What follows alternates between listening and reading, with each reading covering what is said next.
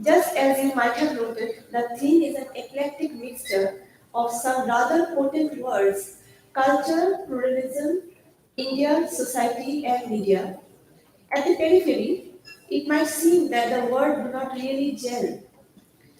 Well, one cannot be any further from the reality.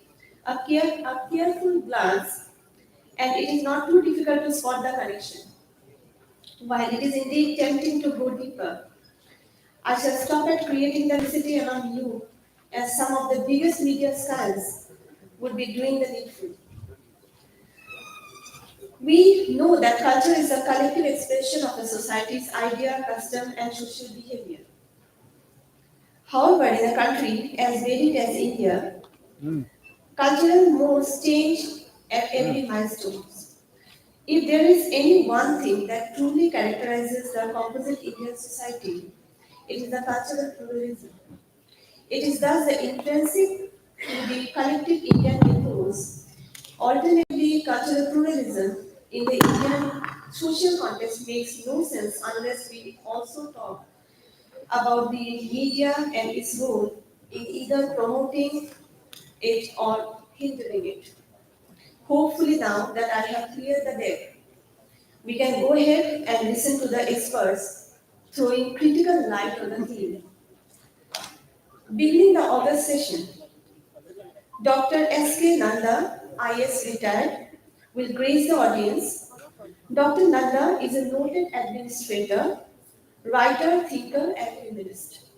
He has been a very senior Indian Administrative Service officer and has held distinguished position for the government of Gujarat during his career. During his stint with the government, Dr. Nanda successfully oversaw key government departments including health, tourism, information and broadcasting, finance, food and civil supply, and forest and environment. He specializes in management and administration, finance, health, etc. Dr. Nanda has contributed many articles on the professional importance and has authored books as well. And he has bagged many awards, including the commendation from the Prime Minister's office for his excellent work in health sector after 2002 riot. He has been the recipient of many awards during the span of his distinguished career. After active civil services, Dr. Nanda has been involved in various sectors such as tribal development, girl child environment, scout organization, ham radio, and propagation of arts and culture. Dr. Nanda has also been mentoring the Ahmedabad International Literature Festival on various issues since its early days. Welcome, Dr. Nanda. Next, I would like to invite and introduce Professor B.L. Dharulkar, former UGC Emeritus Professor and former Vice Chancellor of Central University of Tripura. Professor Vijay Kumar L. Dharulkar is a former Vice Chancellor of the Central University of Tripura and UGC Emeritus Professor in Mass Communication and Journalism 2016 to 2018. He submitted a report on the topic Critical Communication in Ajanta and Ellora Caves. He is a product of Dr. Babasaheb Ambedkar Marathwada University. He was a gold medalist and a rank holder in Bachelor of Arts, Bachelor of Journalism, and Master of Arts. His research work was based on art iconography and mass communication through Ellora Caves, a case study of Jain temple. He has visited the USA in 1991-95, Australia 1992, Italy 1993, and Germany in 1995 for presenting papers in international conferences. He also chaired a session at Philadelphia University and he chaired two sessions at Bonn and Berlin University on the eve of the Theory Culture Society conference in August 1995.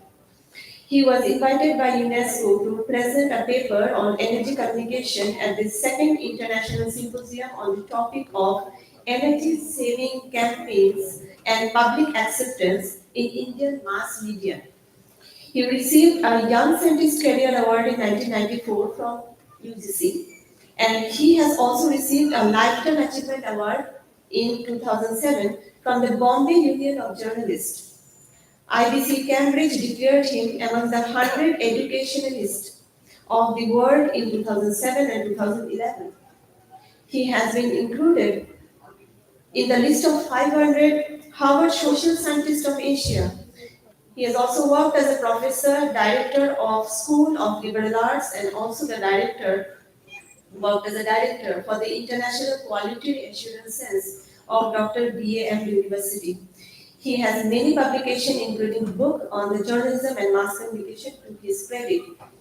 Welcome, Professor Dharmakar.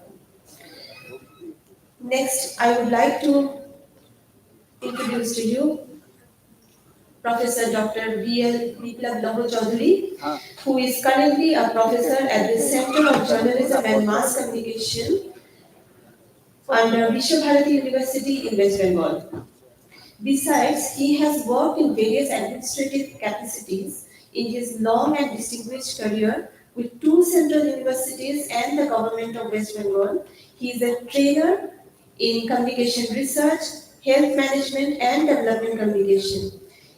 His current research interest spans developing communities from within, audience creator matchmaking, Indian communication and research traditions, and policy review.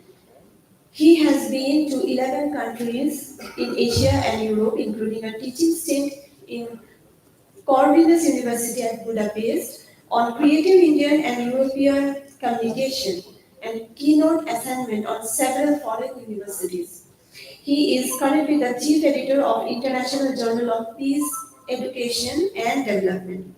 He has several publications such as books, invited papers, journal articles, project reports, consultancy reports, etc., and invited lectures, talks to his credit. He is also a distinguished member of various academic committees, and he was country director, India, for the Asian Congress for Media and Communication for 2 terms. Welcome, Professor Lal Chaudhary. And the last address will be provided by Professor Dr. I. Arun Aram, who is currently a professor and head of the Department of Media Sciences under Anna University in Chennai. He was the director of UGC's Educational Multimedia Research Center (EMMRC) during 2010 and 2010 to 2011, and he also heads the Anna Community Radio, India's first community radio station. Under his leadership, Anna Community Radio got the National Award for Best Communication Practice. He served as the Vice President South for Community Radio Association, and he was the additional director for the Center for Faculty Development in 2019-20. And he was the coordinator of Master of Science MSc Science and Technology Communication program offered with the support of the Department of Science and Technology. He also got the Best Program Officer Award in the National Service Scheme. He was formerly the chief sub-editor with the Hindu in Chennai and New Delhi, and he has also served as the president of Madras Press Club. His area of specialization and research interests include environmental communication, peace journalism, science communication, and climate change communication. Without any further ado, let us now listen to Dr. S.K. Nanda. Sir, over to you.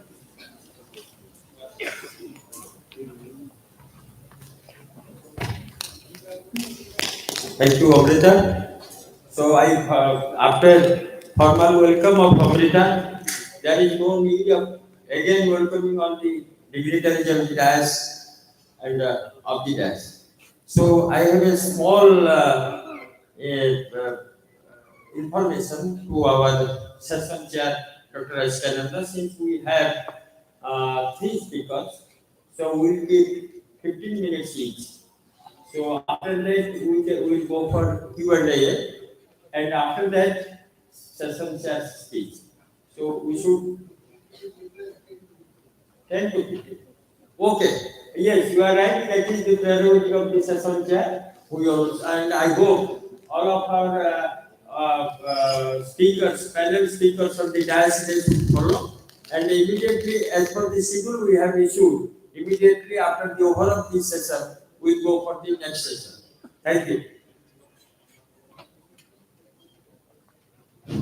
This is a very interesting session today in the main hall of your kids campus here, organized by our Media Foundation people, particularly due to the interest initiative taken by Mr. Padi. A lot of things have been done in a very short time. Now, most of the people who are here, they may not be knowing the implications, the meaning of cultural pluralism. They may not be knowing that why we are fixing media with culture and culture with media. These questions must be coming in your mind. Let me tell you, it is very simple. Before the speakers they come and give their own points, which will be, as Mr. Padi says, between 10 to 15 minutes. There will be an interjection session because so that in case the ideas are floating in your mind, you can ask them questions. That would be another 3 to 4 minutes. But let me introduce the subject before these people take over. One, cultural pluralism is nothing but a sum total of all materials, ideas, images, artifacts, thinking power, traditions, rituals, and system of beliefs followed in a particular geographical territory. And it will be having definitely contradictions. It will be having diversity. It will be having so many other things. Go to the south, it will be Onam tradition. Go to the north, it will be different tradition. Go to the east, the New Year falls on different day, Vaisakhi Purnima. For Gujaratis, it falls on Diwali. So each one has got a new year, each one has got a beginning. But they all stay with all contradictions. There is no you fixed day that this is the date for India. So this is the cultural pluralism. Some people they worship Shiva, some people they worship not Shiva, they worship Krishna, they worship Kartikeya. Some people in the Saudi Baba, they go for different puja. That doesn't mean that they are not belief, they are not having any belief.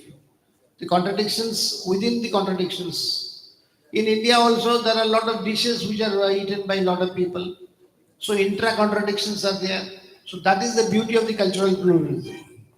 And this cultural pluralism has been an endemic feature, a permanent and a perennial feature of Indian tradition because the sages, the hermits, and the Vedas and the Sanskrit with which the entire civilization started, they have bound from Telugu and Tamil to Kashmir. If Kashmir is known for the best of Sanskrit, Telugu is also known for the best of Sanskrit. If east of India, that is Jagannath is known for the best of the temples, Dwarka is also the best of the temples. So the point I wanted to mention is that you will have a lot of diversity, lot of contradictions. There is no competition. There is a adjustment.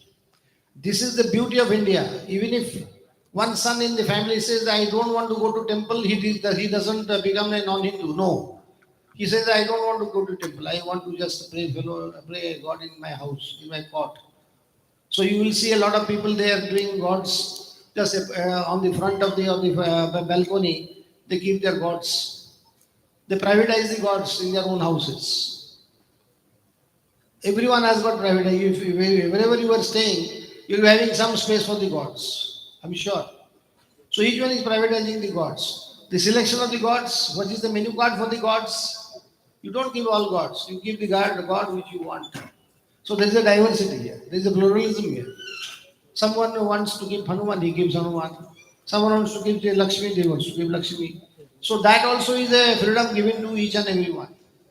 So this is the beauty and the classical pluralism in which we live.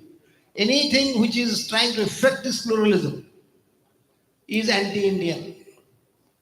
And media has got a role to play to see that this pluralism is protected. This pluralism is not suppressed, is not jettisoned. What happened was that when the Industrial Revolution took place, liberties took place, right to freedom started, Industrial Revolution came. and the global revolution took place in technology, people thought that pluralism will be coming back in a very big way because each one would be after his own job, each one will be connected with technology, each one will be connected with satellite, each one will be on his job. So all these problems of competition, envy, lust, contradictions would go away. But unfortunately, in most of the democracies which went into the globalization, they again started some kind of an ideological problem, like the ISIS in Arab deserts, like fundamentalists in some part of Russia or in China. Some fundamentalists have come up in also India. Despite the fact that we are on a modern path, despite the fact that we know that we are a culturally pluralistic society, still the idea and the ideology of competing, surpassing, dominating is still there. But see what is happening in Russia, see what is happening in China, the Kruger rebels, see what is happening in different parts of Africa. Can we say that we are in a globally digitized world now?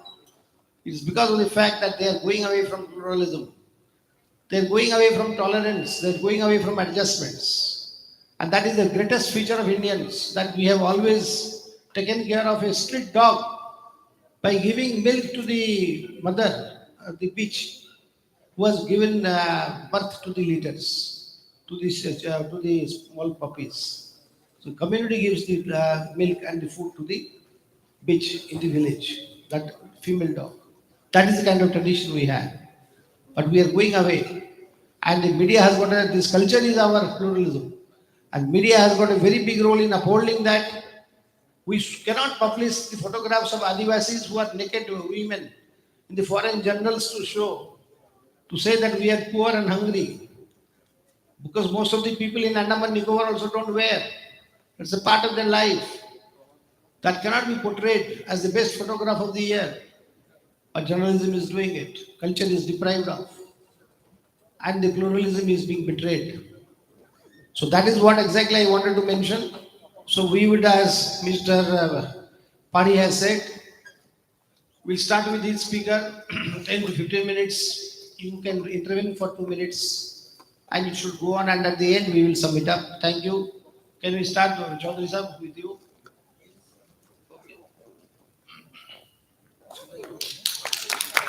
Okay.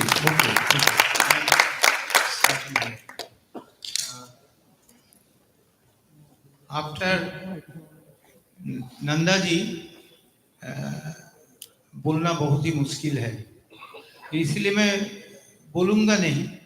I will not speak actually. I will not speak. Whatever comes that will be yours, and whatever wrong is with me only. The first point in multiculturalism, as we experience in India and as we read in books of different perspectives, there is a difference.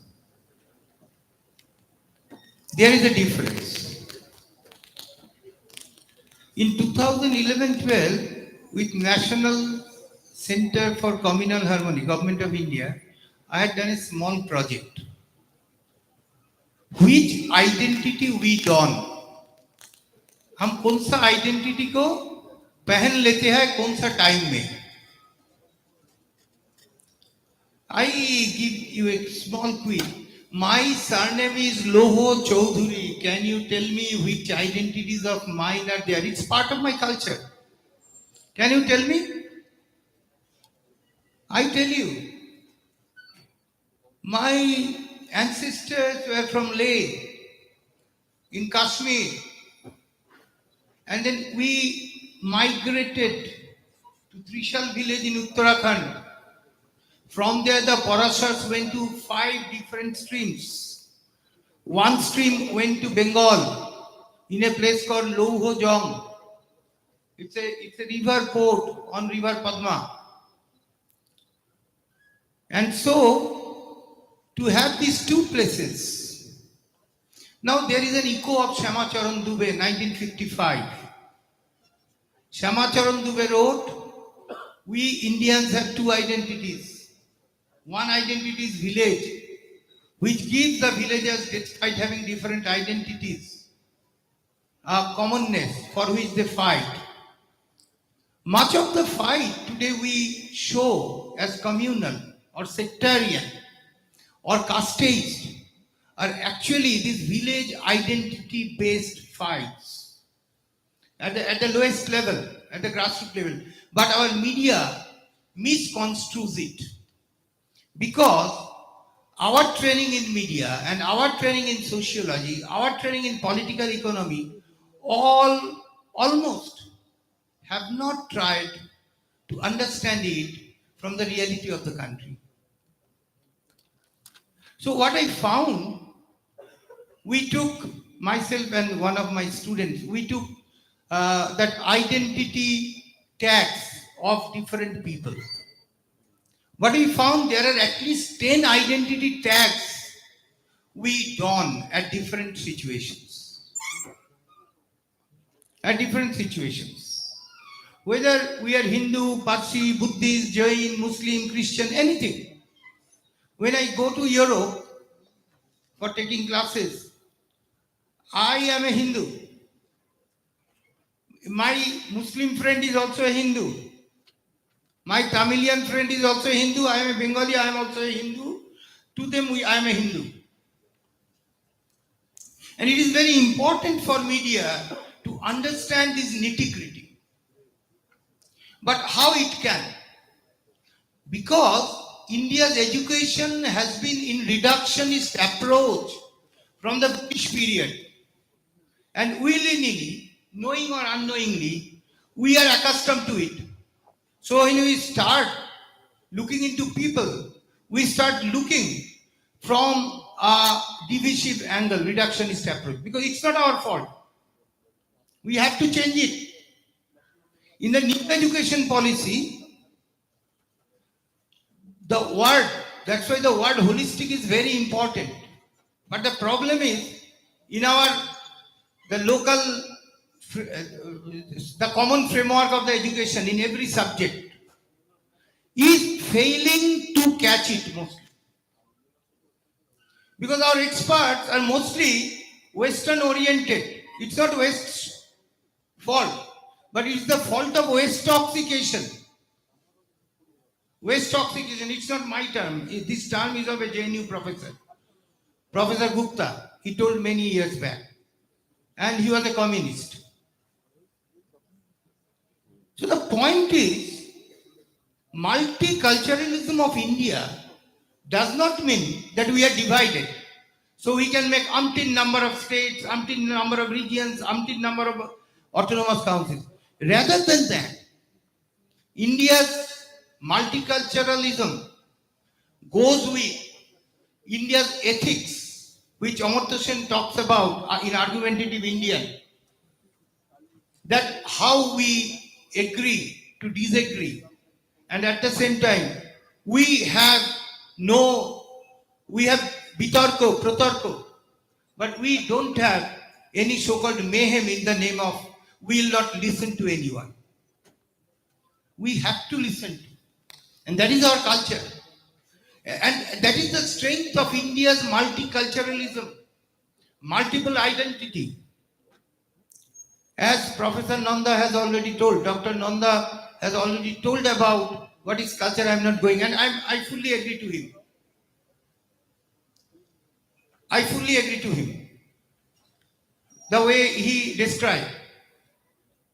So, what is required in our media and communication studies? See, media, we need to redefine media. Professor Acharya talked very correctly that media is a system, social system. I wrote it in an international journal in 2011 that we have to redefine media. And media is now more than a technical entity, it is a social system. And when we do this redefinition, and we apply it to the laws of different countries, information and media laws, then we can also include the so-called folk media human media inside it. But what we have done actually, instead of that, we have taken the property concept. The property concept of media, I call it property concept of media. You can say political economy, so on and so forth.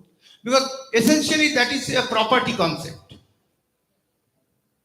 And if your property is disturbing me, so the government has to take a umpiring position.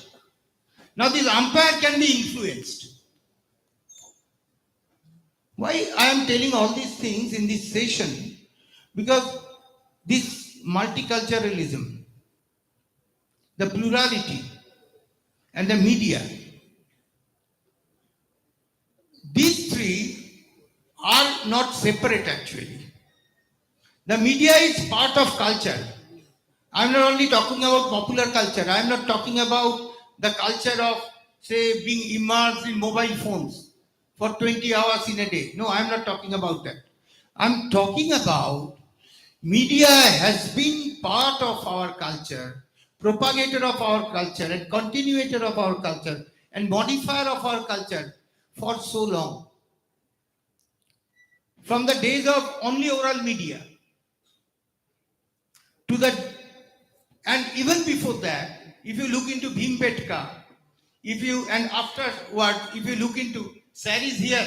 Sir worked on Ajanta, Ellora engravings, the works and its cultural communication aspect. Professor Dharulkar. So if we look into all these aspects till today and the tomorrow of media, tomorrow media will always be going hand in hand with machine communication, because media is ultimately the communications suite made. It wants to present the communication in a better way every time. And when with it comes the profit motive, then somewhere there is a disturbance. And this disturbance actually creates a fissure in the community. Because ultimately then man's standard is not there, money standard is there in the society. And we can easily make people divided for that. I was listening to the Jagannath culture. I really liked it. How to dissolve the barrier at the ideational level. Why Orissa is prospering more and more. Though I had crisscrossed its villages, I have seen villages are in the dominant paradigm almost the same way undeveloped, but culturally not that. In the dominant paradigm underdeveloped, but culturally not. Because I have crisscrossed villages of Orissa. The Jagannath culture is at the ideational level, making people one so that they can never be divided. By dividing, we cannot do any good. That's why the God was conceived first as one. And still today, we have to reach that one, whether we have different worshipping ways. So what we can call in Bharat's culture is dharmic culture. There is a difference between dharma and religion. Dharma means being and becoming. It comes from the root, os, dridhatu, kartari man pratyay. And being means ostitto, os, means existence. And religion comes from religar, which means which binds us as a community with a same way of working, same way of thinking, same way of rituals. Rishi Aurobindo worked on that very well. So I am not working again on that. The point is, we need to understand differences between the words. We need to understand how our people, as common we can call them, but as they understood it. That was the beauty, that every house of ours from the so-called lowliest to the highest, had intellectuals. But their intellectualism was anchored in a feeling that ultimately we are all together. The aporigroh, the concept of aporigroh in our culture. We are forgetting all this. We are forgetting all this. And so if we forget, our media will forget. Look into the new education policy has given us a chance to reinvent our own media and cultural syllabus. But what we are doing, we rather are creating sort of a pandemonium that if we don't have infrastructure, what infrastructure you require? We require. If Tagore could do it under tree, most of the brilliant ideas of the world given by India were under tree ideas. Look into Panini's grammar. Panini's grammar has taken algebraic notations for coding, which has later been taken by the computer language. Look into the Purva Mimamsa of Jaimini. We need to bring it in our syllabi. And we need to bring it in a holistic fashion, not in reductionist approach. Whenever we talk about that there should be value education, ethics education, we always talk, okay, there would be a paper. No, it's not a paper. It's a point of how we teach it, how we do it.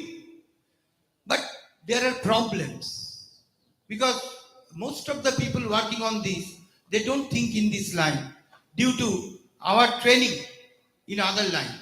And in that way we cannot solve. We will gradually divide ourselves. And this division is not only bad for us, this division would be bad for the entire country. Hope will not divide. So our multiculturalism is our strength.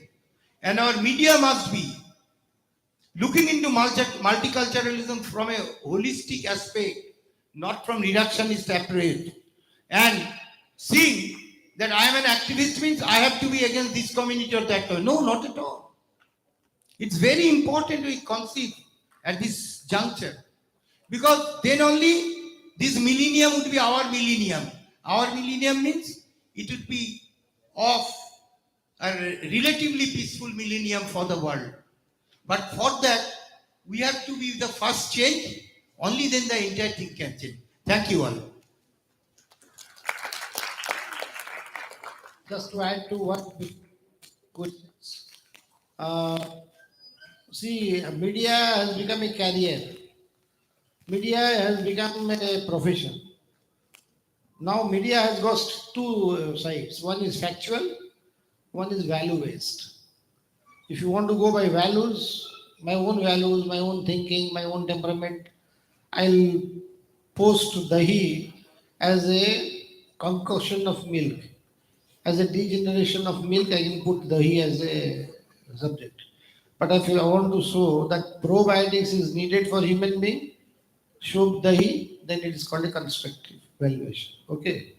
So value-based system and fact-based system.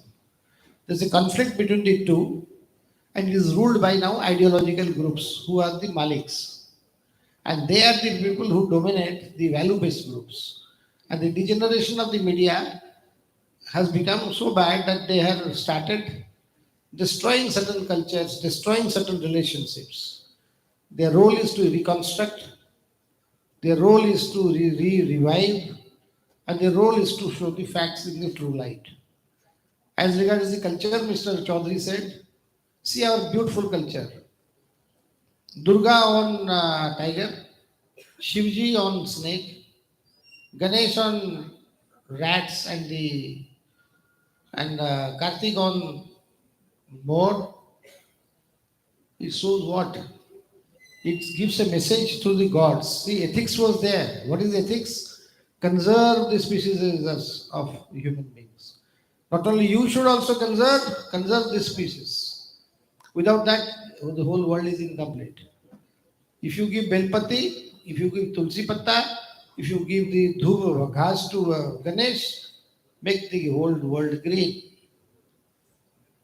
And we call it forestry and environment department is supposed to teach us environment. It's there in our culture. But our fellows have never revived it, never spoken this language. They will all say that ये बेटा है peacock के ऊपर वो बेटा है अरे देखते उसका relation क्या है? Whenever you see any slok on any Haudi or any home Dhawan तो क्या बोलते हैं ओम पर्यावरण स्वाहा नारायण स्वाहा पर्यावरण स्वाहा all is why स्वाहा स्वाहा means let they be all right. So there is always an invocation to the Almighty and the nature. So this is our culture. And it can be pluralism. See pluralism, why? Ganesh protects whom? Rats. Father is a snake. Snake eats the rats. So there is a destruction. So there is a, suppose I put them in a screen and I say, Mr. Ganesh meeting Mr. Shiv. Shiv is telling, why are you, Ganesh will say, why are you killing my papa, my rats? Papa says, you mind your own business. You conserve your own rats, I will conserve my own snakes. So there is a duality of role. There is a contradiction, but contradiction exists. And the coexistence also exists. That is what we should learn from them. Questions from you? Questions? Chaudhary साहब ने जो बोला उसके बारे में questions. Anyone having any question? No comment, only question. Any clarification you can ask. Anything it is in your mind. Those who are beginners, those who are freshers, probably the collegians. If your funders are not clear, get it cleared here. Yeah. You shout from there. Yes, you shout from there. Okay. Shouting is a part of Indian culture. Sir, I am the professor from Ramesh University. Sir, Come here. You have to shout from a distance. There is a sign of sound. They shout at home very well. Mother shouts, say shout. Now you need not come so close. No, you don't need a mic. first of all, very good afternoon. I am the professor from Ramesh University. Sir, जैसे कि आपने यहाँ पर प्रश्न उपस्थापन किए कि value ethics का role जैसे कि हमारे गणना में लेना चाहिए. Sir, recently वैसा रिसर्च करने को आता Ramesh University में यहाँ पर आज विश्वविद्यालय आयोजन में वो आए. Sir, as a student of mass communication में आपको ये कि अभी नेशनल रिसर्च नेशनल रिसर्च करने से राष्ट्रीय शिक्षा नीति तो वे इसी समय जैसे कि ये देखते हैं कि इंग्लिश और हिंदी को या किसी भी पीएचडी करने से ज्यादा मौका मिलता है कि मास कम में ऐसा होता है कि बच्चे पीएचडी करने के बाद आइदर वो कॉर्पोरेट सेक्टर में चले जाते हैं या बिजनेस सेक्टर या फिर एक मीडिया में चले जाते हैं. उनमें से बच्चे लगभग पीएचडी या पीएचडी इन्वेस्टमेंट को होती है उसी तरह कोई पीएचडी नहीं करते या फिर हमारे मीडिया बच्चों में कोई रिसर्च नहीं करते. तो फिर आगे मैं इससे कि आप एक डिस्कशन में लेना एक क्या आप मास्टर के जैसे हम आगे जाकर ये कर सकते हैं आप नंबर वन कि देखो ये जो मास कम्युनिकेशन है ना, we are not in mass communication age, we are now in mass self communication age, because that center periphery relation between the producer and the audience has changed. पहले गलतियां को छोड़ दो, भला कि तुम्हारे टीचर को जितना भी गलतियां हो, जितना तुम्हें मास कम्युनिकेशन पढ़ाए, व्हाट्सएप में तुम भी क्रिएट कर सकते हो, मैं भी क्रिएट कर सकता हूँ, हम दोनों बात कर सकते हैं, हम सबके साथ बात कर सकते हैं. So it's not mass communication. पहले खुद का जुबान को ठीक करो, then you will do research. That is very important. This is one area in which we all need to change. We all need to change. It's communication. Mass communication is only a small part of it now. It was earlier also, but as because in industrial economy it was shown as mass communication and they sold the idea very well. So even today we are in that imperialist yoke and we say mass communication. No, it's not mass communication. It's communication part C. जिसमें mass communication उसका एक हिस्सा है and the relationship is this. तो इसके ऊपर ही तो research होना चाहिए और वो तो है, रिसर्च का स्कोप है. लेकिन मैं एक बताऊंगा। मेरा टीचर कैलकाटा यूनिवर्सिटी जो बताए थे कि पहले 6 से 7 वर्ष मीडिया में काम करो या फील्ड में काम करो, फील्ड एक्सपीरियंस करो। अगर उसके बाद भी तुम्हारा अंतर में रिसर्च का इच्छा है तो रिसर्च करो और कम्युनिकेशन एकेडमिक्स में आओ, तब तुम बच्चों को कुछ दे पाओगे, नहीं तो नहीं दे पाओगे। मैं इसीलिए 6 वर्ष सिविल सर्विस में काम किया था। Thank you. See, I will add little bit here. What he is talking of not mass communication anymore, not relevant. I'll call it captive communication. Whatever communication is coming today is captive. सब TV channel को किसी ने control कर लिया, सब correspondents को किसी ने कंट्रोल कर लिया. So you will always get news about someone murder, someone rape, and someone in Pakistan, someone in Putin. Beyond that, you will not know anything. So every time you are only any channel you open, you will get this. So this forcible communication on you. You don't like it, yet you will hear it. अब क्या है रास्ता? आप बंद करके भाग जाओ. किधर भागोगे? वॉक के लिए कि मजा नहीं आएगा, गर्मी है. So these are the issues. These are the issues. So communication is becoming now distorted. Any other point? Then we shift to Mr. Aram. Hi, going. Sir, you said reductionist approach started during British era. Don't you think this reductionist approach started much earlier, and this was the reason we were defeated at the hands of alien forces? See, in education, there is a difference between reductionist approach and holistic approach. हमारे this reductionist approach basically came with the Machiavellian concept of education, where he wanted that we Indians will forget our everything and we will always say good morning, not Suprabhat. And we will feel that all those things of theirs is the best. This is the reductionist approach. Now you are talking about defeat.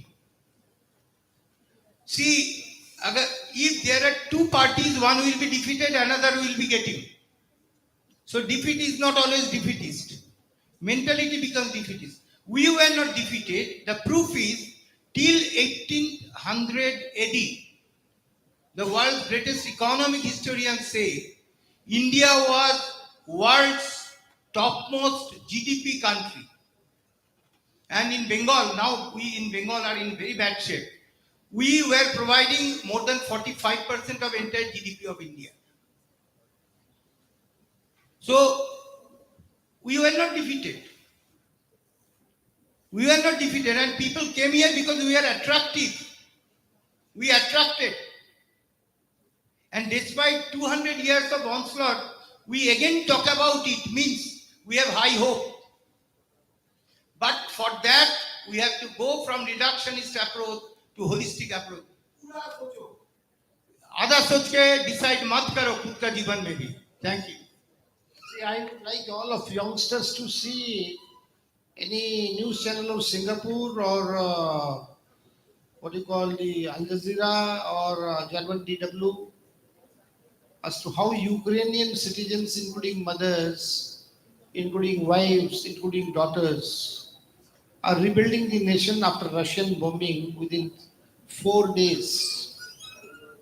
वहाँ कोई theory of reductionism और voluntarism और state dependencyism नहीं चलता है.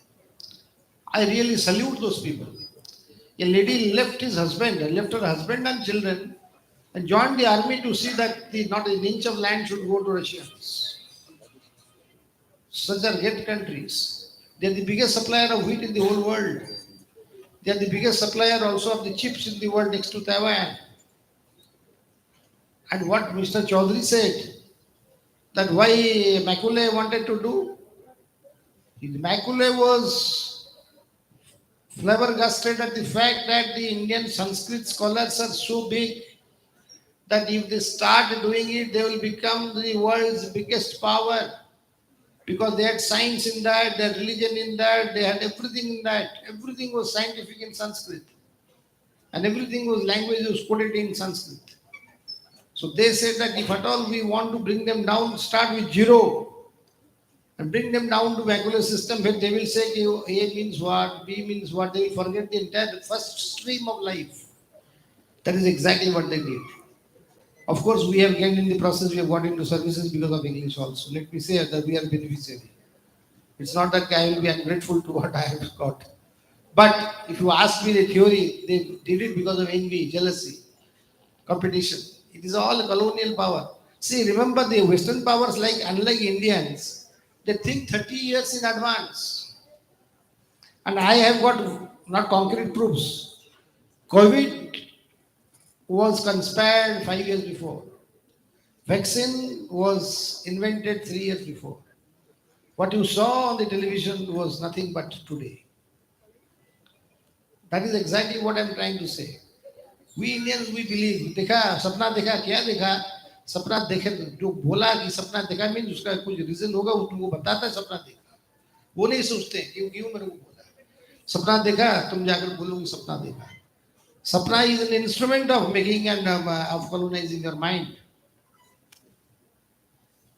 Next, Aram sir. So, can I ask, since we talked about English language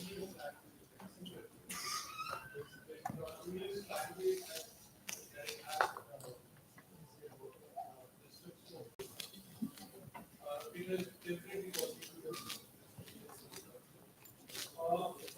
Are we on the right track? To talk about how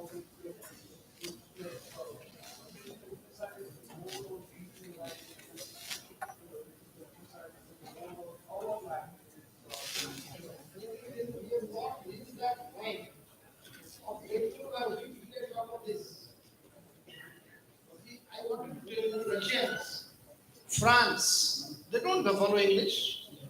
Germany, Italy, they don't follow. Yet they are at superpowers. Because they have taken a policy from the beginning one day. We have taken a policy, nahi Gujarati, nahi Marathi, nahi Bengali, नहीं English again English क्या हुआ बच्चा English फिर English के बाद आप कहते हैं कि नहीं हिंदी में बोला है original we are made as goats and sheep. There is only one point in it. See, within 6 to 8 years, our brain cells are almost 80 to 90% developed. And we actually are strong in imageries and creativity. If within this period, what we experience around us, that is being there, and that is done based in your mother tongue. So that's why these regional tongues are given this.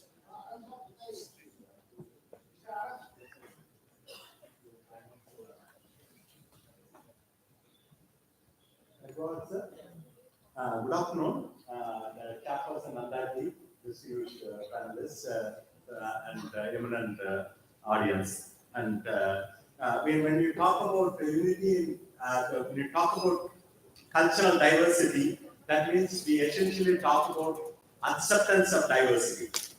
Whether it's a minor ethno-religious community or a suppressed caste or a particular fringe political ideology, we have the mentality to accept that and as one among that and move ahead. That is what we talk about diversity. You see that diversity, this media, so many colors, this is diversity. Or probably this is the wheel of life, the round pictures of a woman and different faces of it, and diverse activity. That is what is diversity. That essentially the diversity, we are able to accept it and appreciate it. Now, even if it's not, that means that we have cultural relativity rather than ethnocentricity. And taking up from the Frankfurt School, which took the economic aspect of Marxism much further to culture, media, and rest of the spheres. It basically talks about media owners are part of the ruling elite, and they manipulate to transmit conservative culture. They want to maintain the status quo. And to maintain wealth and prestige, the media owners transmit their culture through the media. That is understood. And I want to say that because all the while the media scholars have been talking about Frankfurt School, and sorry, what the later phase of the Frankfurt School scholar, the political economy scholar, has to say that Graham Murdoch has this to say: the age of digital media is also the age of marketization, which has seen governments selling public-owned communication resources and retreating from regulating corporations in the public interest. The result has been a massive consolidation of control over the direction of technological development in the hands of the ruling corporations. Billionaire owners of the major digital platforms are presented as the new feudal lords, exercising total personal control over their domains and relegating users to the status of serfs. And again, I said the later day, the present day political economic scholar. Now he is talking about the language which is stopped using, but which is still prevalent. The landlord versus serf. And again, the caste stratified country like India.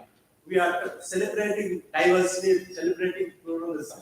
Even in the academic world, I can say one thing, that suppose in my university is one of the best universities, no doubt, but some scholar says that scholar from some metallurgy department or discipline he or she does not know. He is a eminent scholar or eminent scientist. Then I had to think that these two people must be of same caste. Invariably not, invariably mostly that they will be from the same caste. From the same caste, they promote the intellectuality to other scholars. This is the sort of society we are living in. The caste stratified society, and the several stratification even among the educated is true. In such a society that we need to respect, at least as a professional, all shades of people. At least as professional. We may be castes, we may be marrying to same caste, marrying to the same religion, but as a professional, we should be able to accept others as the respect for what they are. And probably 4 decades ago, Times of India newsroom in Mumbai, they had a discussion whether media should cover all aspects of the society, whether Dharavi slums should be part of their news. The answer was no. Because from what we teach in the newsroom, media should cover all aspects of the society. What is practiced in the media is that we will cover our audience, our readers, and our advertisers. That they are our constituency, not the whole interest which our freedom fighters would have talked about.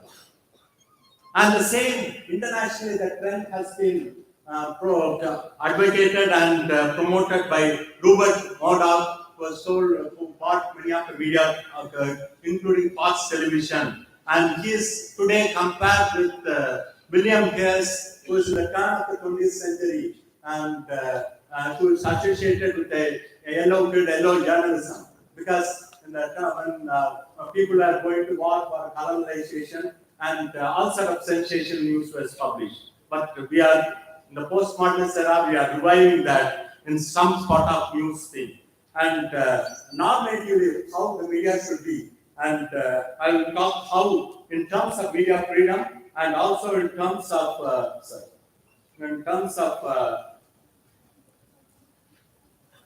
media plurality, something. For instance, media freedom, we think that to provide a platform for self-expression.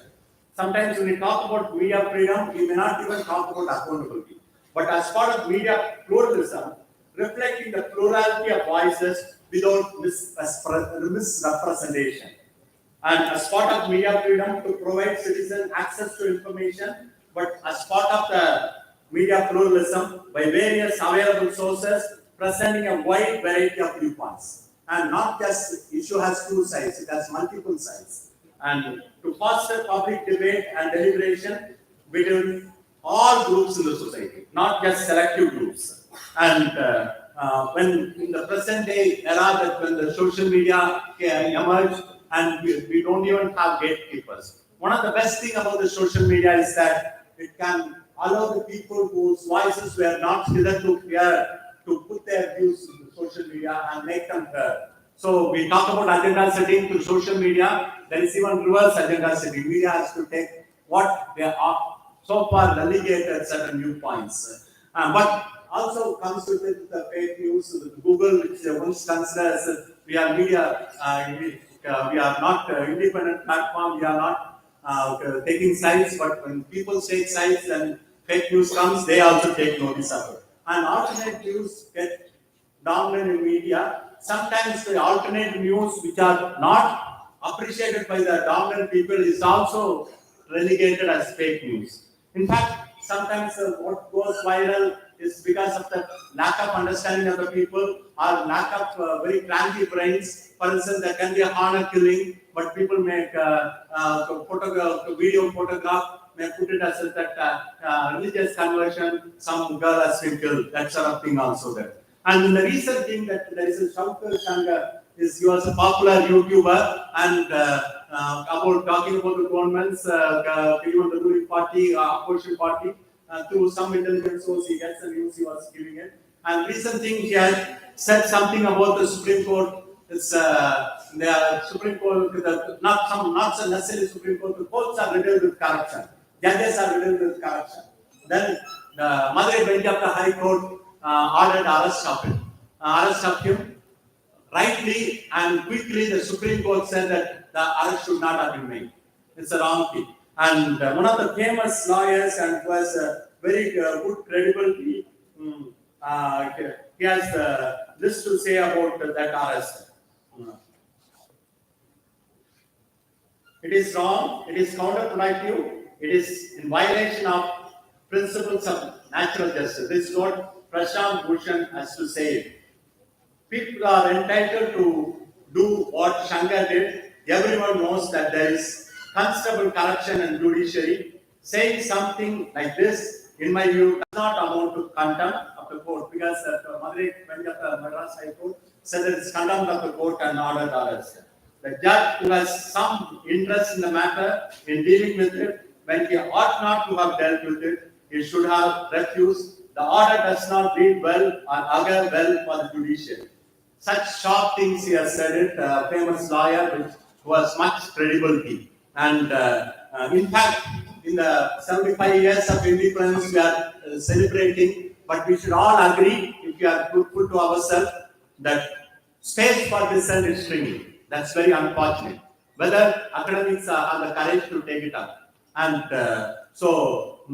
in fact, I will say the two incidents of it in 2001, and there was that time DNK was out of power in Tamil Nadu. That's a rally which was happened and it went through the Marina. And in that rally, along with the police officers, along with the gundas, people came with sickle and even attacked the mob.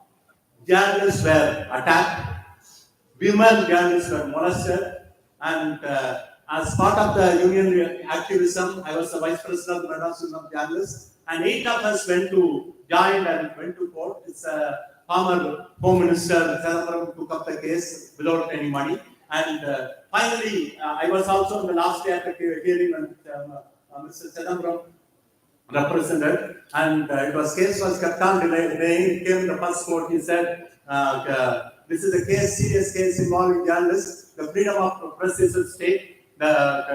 Your lordship should issue immediate orders." And immediate orders were issued. Compensation should be paid.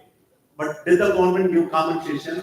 And couple of weeks later, Dassadar came along with all his staff to my house. The same time, they went to all the people who filed the case, all the signatories. They said, "You have filed the case, you show where is your house, any damage is there." I have filed the case as a public interest on behalf of my brethren as a union leader. And they want to assume us, intimidating, threatening even the people who filed the case. So much so that the journalists who are affected, who are beaten up, and who are severely injured, they did not even have courage to claim the compensation. So you see that how the space for dissent is being suppressed. And I will talk about the 2017 Jallikattu, and which some people will consider as a jamboree, some people will consider as a social movement. But everybody took notice of. And Jallikattu was denied based on an international organization, PETA, the Animal Rights Organization, which credibility itself was under question. And then people protested. some people gathered and many gathered. It is a suppressed emotions. All shades of the people gathered. Even conservative mothers and their children who go and stay in the night. And many people gave food and other things. And entire families stayed put in the marina. But media supported it. Media triggered that delegate protest. But the moment the government took a stand that we want to suppress it, slowly mainstream media withdrew the news and stopped publishing news. And social media was curtailed. Internet was cut. And so even mainstream media sometimes beyond the level the courage is not lacking. The celebration of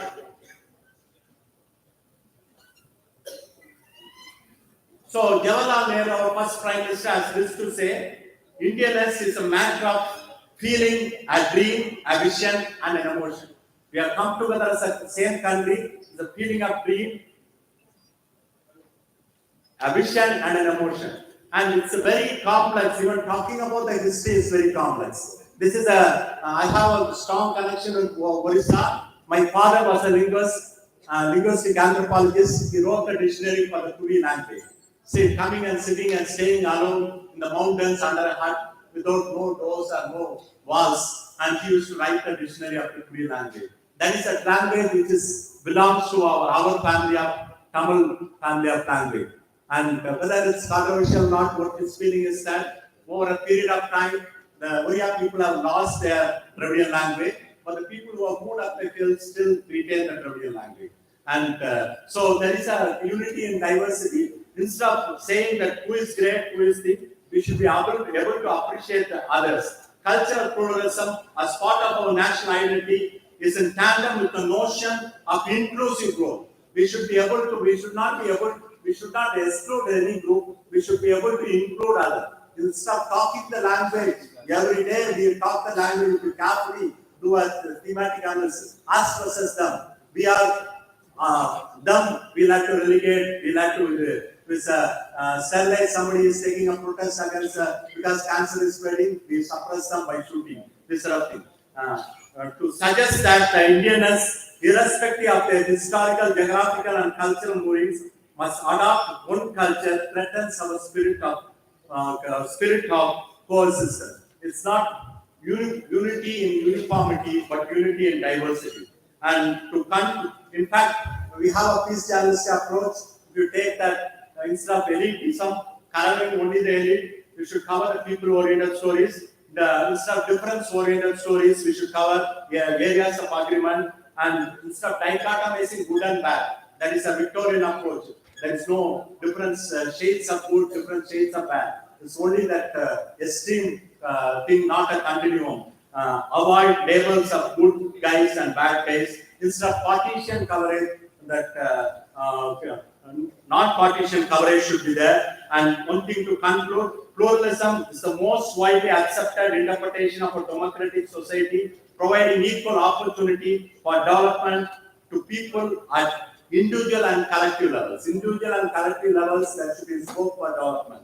If we take empirical studies of media pluralism, it may lead to controversial outcomes depending on the perspective one takes. Already a perspective one takes us versus them, not an inclusive approach.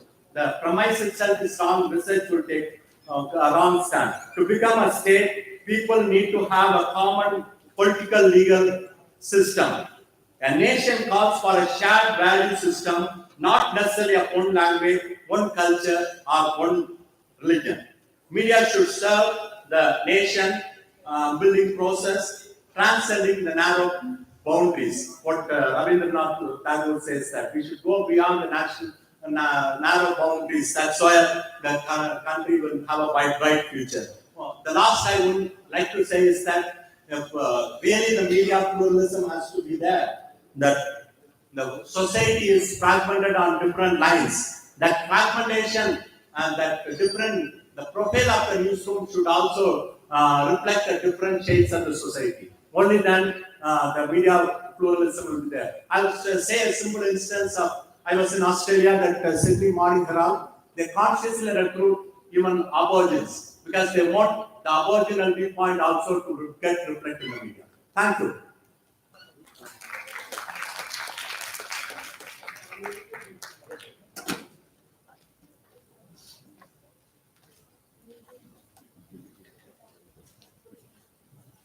this presentation which he did, keep your questions in your mind, please.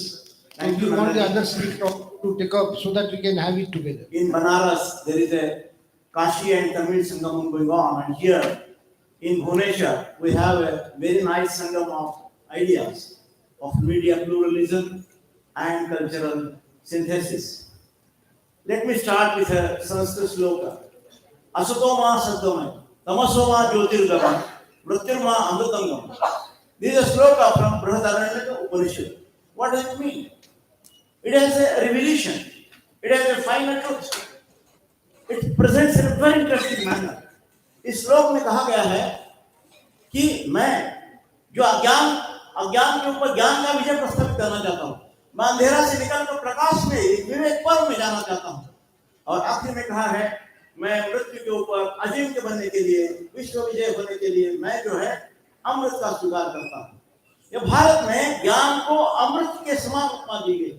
Knowledge has been treated as a supreme power. हमारे ऋग्वेद में लिखा है,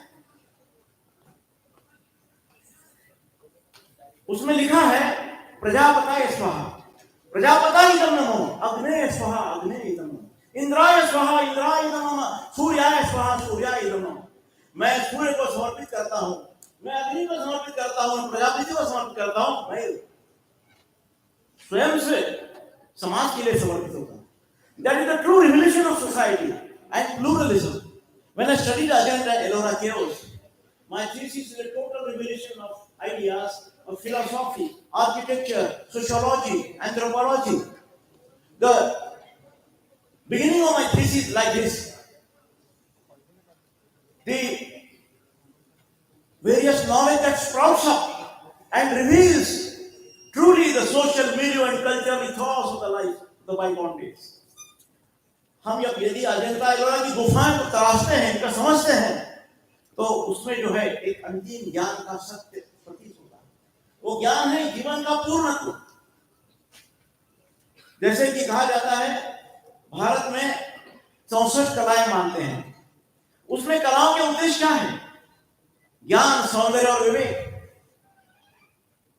ज्ञान के सिवाय सौंदर्य नहीं, सौंदर्य के सिवाय विवेक नहीं।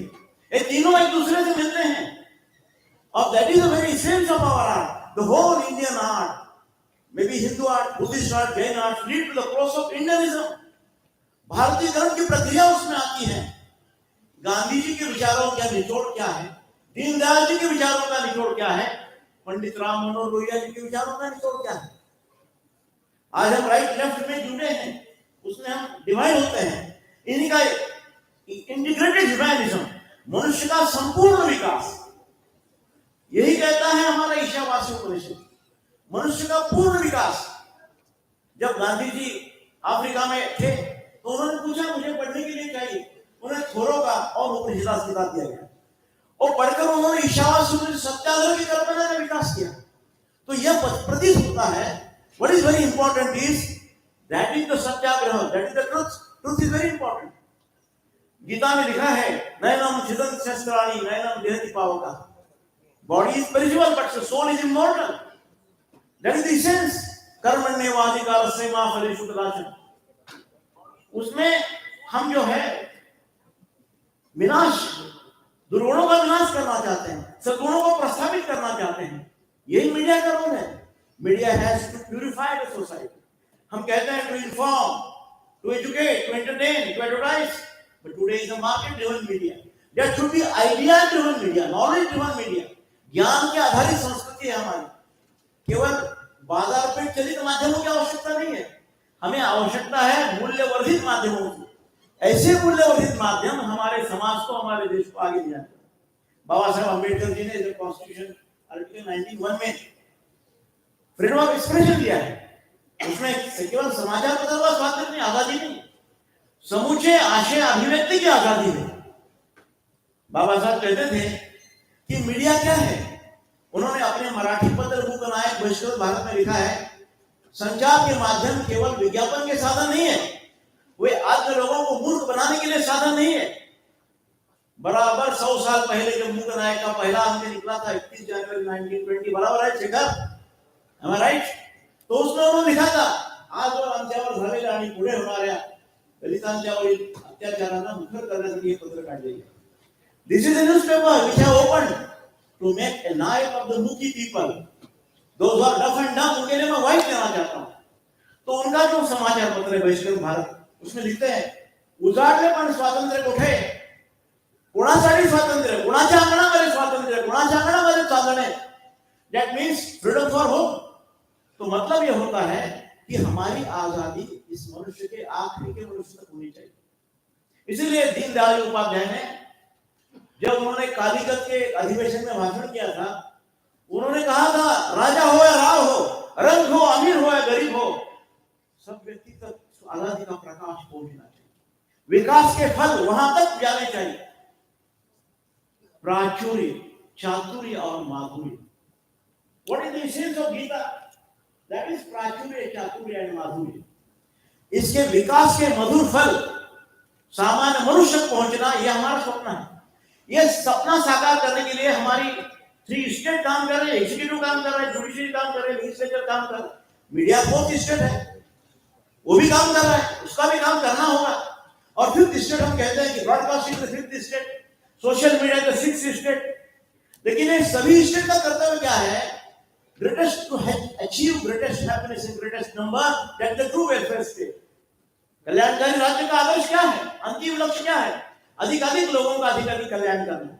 अधिकाधिक लोगों का अधिकतम कल्याण साध्य तब हो जाएगा जब हमारे एग्जीक्यूटिव, जुडिशियरी, लेजिस्लेचर के साथ साथ हमारा मीडिया भी कंधे में कंधा मिलाकर काम कर रहा है, तब होगा. डॉक्टर एपीजे अब्दुल कलाम का एक आर्टिकल है media and national development, the Hindu में पब्लिश हुआ था 2006 में. उसमें उन्होंने लिखा है media should be truly the vehicle of national development. It should share the fruits of development to the lowest common man. एक हम कर रहे हैं, नहीं करते हैं. अपने इंडिया 2020 ग्रंथ में एपीजे अब्दुल कलाम साहब पेज 135 पे लिखते हैं we have to create the islands of quality education in the nook and corner of the country. That is the soul of our new education policy. Transforming India. जैसे कि मैं कहूँगा हमारे पाड़ी जी का जो मीडिया सेंटर है, it is a true island of quality education. Unless and until we transform, galvanize the centers of education to excellence. media हम किट के कैंपस में है, सामंत जी मेरे अच्छे मित्र हैं, उन्होंने बहुत बढ़िया एक island of quality education बनाया. Unless and until we transform these quality centers, Rabindranath Tagore ji कहते हैं education is not only dazzling of ideas, it is a glue of morality and ethics. You should evolve it, develop it in the righteous manner. Tagore ji ने जब अजंता एलोरा की गुफाएं लिखी थी, उन्होंने लिखा था communication through stones is more effective than that of communication through books. When volumes of books cannot speak of culture, then a single sculpture can speak about the culture. इसीलिए गीत गाया पत्थरों में. इसीलिए मैं कहता हूं कि हमें जो है वैल्यू इनकलकेशन को इंपॉर्टेंस देना चाहिए. मूल्यों के संक्रमण को हमें महत्व देना चाहिए. मूल्यों को संक्रमण का हम जब महत्व देंगे, तब हम कितने भी दुनिया में संघर्ष हो गए तो भारत सब में आगे रहेगा. बाली जो भारत में कौंडिन्य ऋषि पहले गए थे, कौंडिन्य ऋषि 700 ऋषियों में से एक थे कि हिंद सागर क्रॉस करके गए, इंडोनेशिया में गए, बाली में गए, वहां श्रीविजय का राज्य स्थापन किया. Srivijaya rule in Shailendra rule of Srivijaya. John F Cady की किताब है, कहता है trade and culture was a matter of parallel phase to Asian history. D G Hall लिखते हैं Aryans wrote through Vedas and the Gangetic Valley. That was a new cultural awakening. Because earlier the Aryans were then become the agriculture became the primal culture. Rigveda लिखने के पहले आर्य मौसार करते थे, लेकिन जब उन्होंने ऋग्वेद लिखा तो गंगा में एक पहली कृषि क्रांति हो गई. और इसी के साथ अर्नल्ड टॉयनबी ने 12 संस्कृतियों का अध्ययन किया, 12 वॉल्यूम्स लिखे, 24 संस्कृतियों का अध्ययन किया. आखिर के निचोड़ में लिखता है Arnold Toynbee, there is a challenge and response theory. The superior culture dominates the inferior one. There are only 2 cultures surviving the world. One is the Indian culture, another the Chinese culture. Toynbee लिखते हैं there are 2 ways. One is the way of destruction, another is the way of construction. The West is giving the way of destruction. Russia Ukraine पे हमला कर रहा है क्योंकि उसके पास कहता है कि मेरे सबसे बड़ा एटॉमिक पावर है. अब हम देखते हैं साम्राज्य के सत्ताओं का सनसेट हो रहा है. The sun never used to set for England, but it is now setting. अब देखते हैं चाइना का डिक्लाइन हो रहा है, अमेरिका का डिक्लाइन हो रहा है. प्रोफेसर पॉल कैनेडी ने 2006 में किताब लिखा है decline of super powers. There is no superpower theory exists today because the superpowers are declining. America is declining, China is declining, Russia is declining, and who is emerging? That is India is emerging as a Vishwa Guru. बाली के conference में महामहिम प्रधानमंत्री जी ने कहा, we are a superpower and we are emerging, but India is not going to rule others. Swami Vivekananda ने लिखा था, Chicago conference में बोला था, India is going to rule the world, not only on the basis of religion and culture, but on the basis of science and technology. विज्ञान और प्रौद्योगिकी के साथ हम दुनिया के ऊपर राज करने वाले हैं. उन्होंने लिखा था, निचोड़ के तौर में सब दुनिया के मजहब में एक ही एसेंस है, ह्यूमैनिटी. दुनिया में एक ही विशेष है, विश्व बंधुत्व, यूनिवर्सल ब्रदरहुड. दुनिया में एक ही विशेष है, सब दुनिया का कल्याण. इसी को लेकर बाली में भारत ने मैसेज दिया है दुनिया को यदि बदलना है तो भारत के अध्यात्म के ऊपर से बदलना होगा, भारत के फिलोसफी से बदलना होगा. हमारी मीडिया की तरफ से रुपये लिखता है, मूलम विच्छन्ति यद्यपि, if there is no root then do not write. समाज स्वास्थ्य संवाद, communication should be for the better health of society. हमारा संवाद जो है समाज के स्वास्थ्य के लिए होना चाहिए. मैंने आजकल एक स्टडी शुरू किया है, हेरोग्राफी study on Ramayan and Mahabharat. There are two places of birthplace of Valmiki. Valmiki was a Bhil. He born in a Balur city of Parbhani in Marathwada, my region. Another Balkheda city in Chalisgaon, now way of Chalisgaon to Patas. I went there, interviewed a age-old lady of 95 years who was serving in the temple of Valmiki. And she said, Valmiki is alive in my heart. I am maintained clean, most clean temple I have maintained because of Valmiki is living in my heart. When Valmiki was enlightened, and after enlightenment, he served Sita. He served two kids of Rama, Lava and Kush, fed them, developed them, and then he saw the Uttar Ramayana, Uttar Khanda, and Valmiki recasted the whole Ramayana. He witnessed, he participated, he involved, shared the agony of Rama. Who Rama was a great champion of Indian justice. Who made it? Only the poor people, only the nomadic people. And this study, the choreographic study of Ramayana, which I am conducting now and writing a super novel on Valmiki, it reveals that the truth lies in the manifestation of human values. Human values have been manifested in Mahabharata and Ramayana. After his delivery, last point, Mr. Darukar, Maharishi Vyas was asked by the Pandits of Banaras, what is the essence of Mahabharata? He said, the Manushyam Kimapi Asti, nothing is more important than mankind. Media should also understand this. We have to believe that human is the essence of religion, culture and science and technology. आओ हम सब मिलकर हाथ बढ़ाए, इस धरती पर स्वर्ग बनाए हम. जय Hind.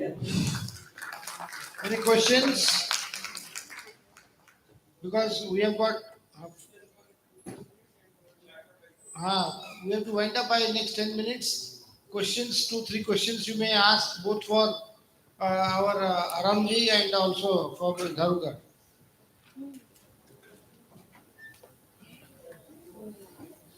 Now I just wanted to tell you one thing. Is there any question? Yes, sir.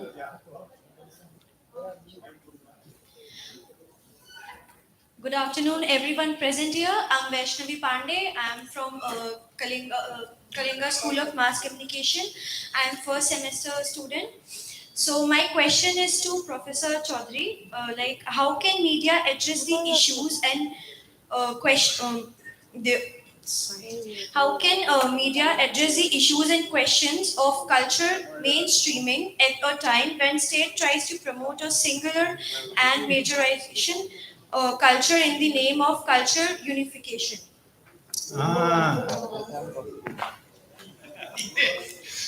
You have your own answer.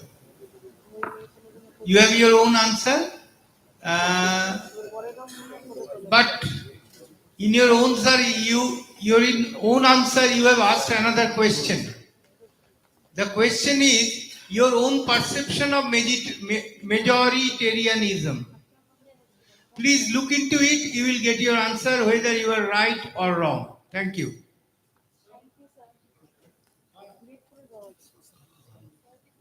Jayan to you all. I am Pratham Tripathi. I am the first year student of the Mass Communication and School of Mass Communication KIT. Sir, my question is not particularly to any of the panelists over there, but in general. That is, when we look at the various media conglomerates presently in India, they are being run by business houses represented by the so-called upper class and upper caste people. So my question is, like most of the media conglomerates are run by the upper caste honchos. In such a media ecosystem, how can we think of adequate and appropriate representation of communities that have been neglected, marginalized, and what about the media diversity in this kind of a scenario?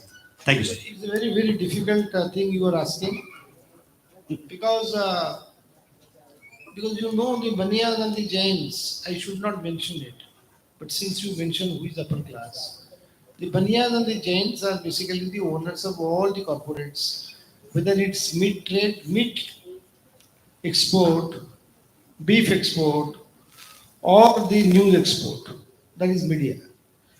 Now they have got their own circle, semicircles, and their pentagon relations. Now that relationship they take, it's a both-way communication. It's not a one-way house. They've got advantages. And that is the reason you are hearing also the word nowadays oligarchs in the Russian context. So oligarchs in Russia, the petroleum people or the oil people in America, and the other lobby in different parts of the world. It's a common thing which is happening. Question is that it is the only people who can set them right is the public. Ma has to come up now. Sir, media education plays a vital role in changing the profile of the media workers. Here are my 5 to 6 students with me. Most of them, they are from scheduled caste, scheduled tribes and weaker sections. Out of the 30-40 students, 21 students because scheduled caste, scheduled tribes are my PhD students. And they are working as a bureau chief of a big Baniya house like Bhaskar. Here is a young chap, Shekhar Magar, who is the bureau chief of reporting of Daily Bhaskar. And he is working ably since last 10 years. 16 years he is working in that system. So this is your example. One of a Tanda boy has become professor in University of Pune. And he came to me. He studied media. Then he became a master of media education. He is now teaching media. So when you involve, persuade and transform, in the weakest of the weak can be strongest of the strong. But you have to infuse a spirit in that. That living spirit, if you make it alive, then he can become a master and he can move the world. Thank you very much. That's the point I concluded. The diversity in the society, the fragmentation in the society, that should be reflected in the newsroom.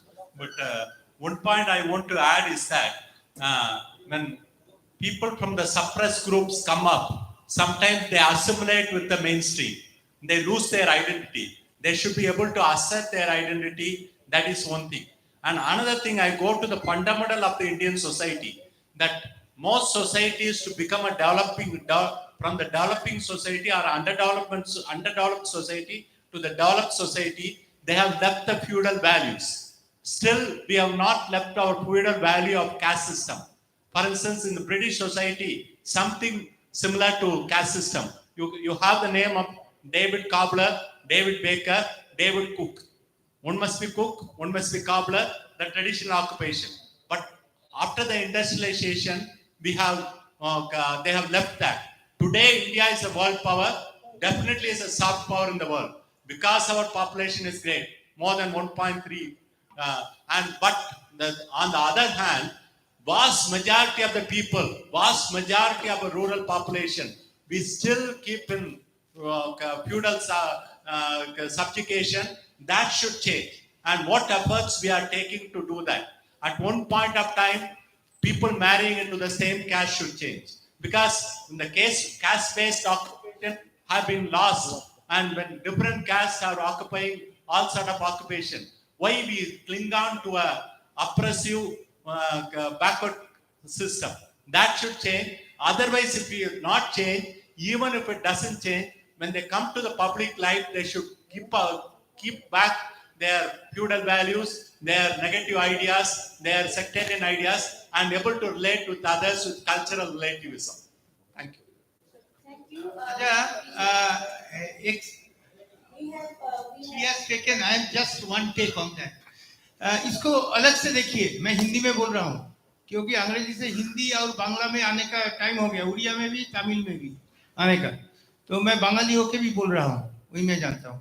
इसको अलग से देखिए, इन लोग का जो content है राम जन्मभूमि, Ramayan from Valmiki, जैसे sir ने बोला, इतने सारे नैरेटिव जो है अगर उसको आप ठीक से प्ले कर पाएंगे तो देखेंगे कि वो सब कुछ मिला के ही चल रहा है. Thank you. We actually Now- have run out of time and we cannot take any more questions. So I'm Correct. Now we wind up the entire session.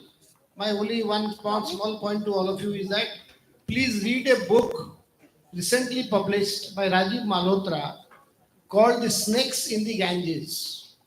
Name is Snakes in the Ganges. What does it mean? Snakes means the evil force. Ganges means is something good. Ganges does not actually, there is nothing called Ganges. Ganga river का कुछ लेना देना नहीं है. Ganges is a serene ideal concept, which says that the foreign powers, when they came to India, they start attacking the two things. One, family. They wanted to undercut the India's biggest foundation is family. So they said family is nothing but suppression of freedom. And number two is that the Varna system. Actually, this scheduled caste, scheduled tribe, ये problem नहीं था 500 years before में, कभी नहीं था. Varna system जब हुआ, जाति system पहले था, अभी वर्ना में आ गया. And today when we are talking all, including पाढ़ी साहब जब बोलते हैं, हम विश्वगुरु बनेंगे, सपना कैसा आया? सपना इसीलिए आया कि आप लोगों में से कुछ लोगों जाकर सिलिकॉन वैली में काम किए, डॉलर भेजे, रुपी नहीं भेजे, डॉलर भेजे. Or everywhere in the whole part of the world, beginning from technology, space to aircraft, you people started dominating. You were visible. Earlier, after, before Manmohan Singh 90s, you were never visible. You were all in cocoons. Once you started going out, flying out, worshipping, talking, and impressing people, people started recognizing you. And then India has started doing well. And they will start doing well also for future. And that is the reason one of my friends, who is from Assam cadre, he has written a thesis. I don't know whether it will be contested. He says the Jews in the world and the Aryans in India, they belong to same blood. It is contested.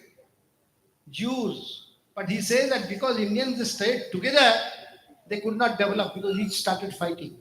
Jews were falling apart everywhere. In Poland, in Israel, in Australia. Therefore they did well. And that is true probably because when Indians are in America, they are doing well. When Indians are in Bhubaneswar, they are not doing well. I think that could be also reason. When you go out, we do very well. Why? When you are inside our society, we cannot do well or we are not doing well. That's our track record. Anyway, we say that we end this session. I'm sure the pluralism, media, culture, all have given a light, nice cleaning process in your mind to start with. We cannot take any more questions. We have to wrap up the session now. And our next session will start from this as a moderator. I'm just wrapping up the talks by all the eminent speakers today. Dr. Askananda, he focused on the following points. He said that cultural pluralism is a conglomeration of all ideas and systems of beliefs. Second, he said that the war of Russia and Ukraine doesn't represent cultural pluralism. He further said that a journalist can pick and publish a photo of a naked woman, but he can ask definitive questions about pluralism and media ethics. Professor B.B. Rao Chaudhary, he said that Professor Rao Chaudhary raised questions about our background and who we are and where we originate from. A very interesting term quoted by Professor Chaudhary was toxication. And he further said that media is a social system and we have to be behind media. He said that media is a part of the culture and villages on dominant paradigm are underdeveloped but culturally not. Dr. Arun, he said that when we talk about the diversity, we talk about the acceptance of diversity. He further said that the age of media is also the age of marketization. What media scholars think is that the focus should be on advertisers and sponsors and not covering holistically, and he differentiated between media pluralism and media freedom. Agenda setting for the social media and media instead of covering only the elite should cover all the parts and sections of the society. Lastly, Professor D.L. Dharukar, he said that he started as a course from Big Veda, and he also talked about the mysterious caves of Ajanta and Ellora. He said that it depicts the truth of our origin. Today, he further said that today it's a market-driven media, but it should be an idea-driven media. and we should give highest importance to the value inculcation. And lastly, he focused on the points that Prime Minister Narendra Modi said in Bali conference that India is becoming a superpower, but India will not rule any other country. So with that, I would like to come to an end of plenary session 1. And now that it's a wonderful session has come to a logical conclusion, I consider it contingent upon me to thank all the speakers and draw the curtain to the discourse. And thank you all for being such a wonderful audience. Have a wonderful time. We'd like to kindly wait for a moment and we felicitate the speakers now.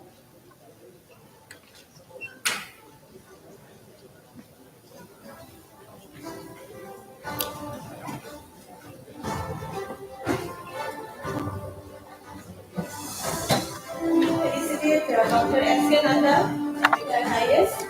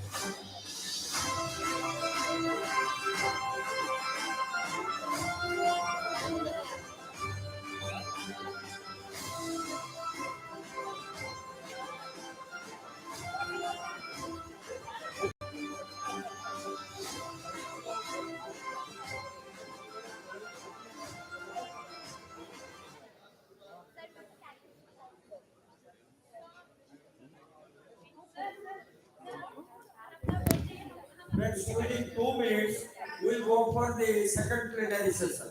Please bear with us. Within 2 minutes.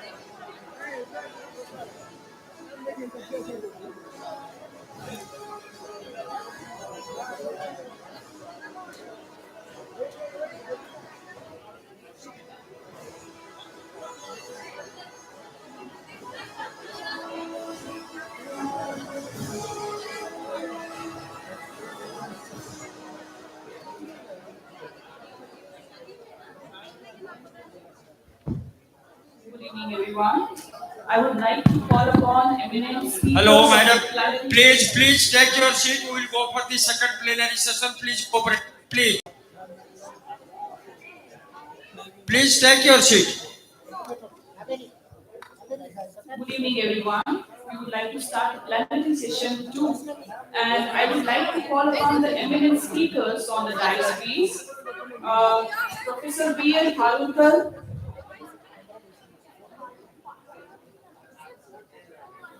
former UGC Emeritus Professor and former Vice Chancellor, Central University.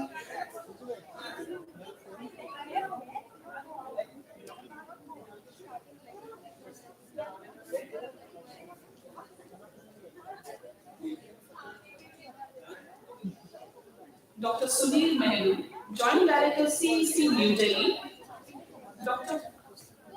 P. Satyaprasad, Associate Professor and Acting Dean, School of Liberal Arts and Humanities, Boston Student University, delegates present at the out. Please maintain silence. All student delegates are requested to please maintain silence.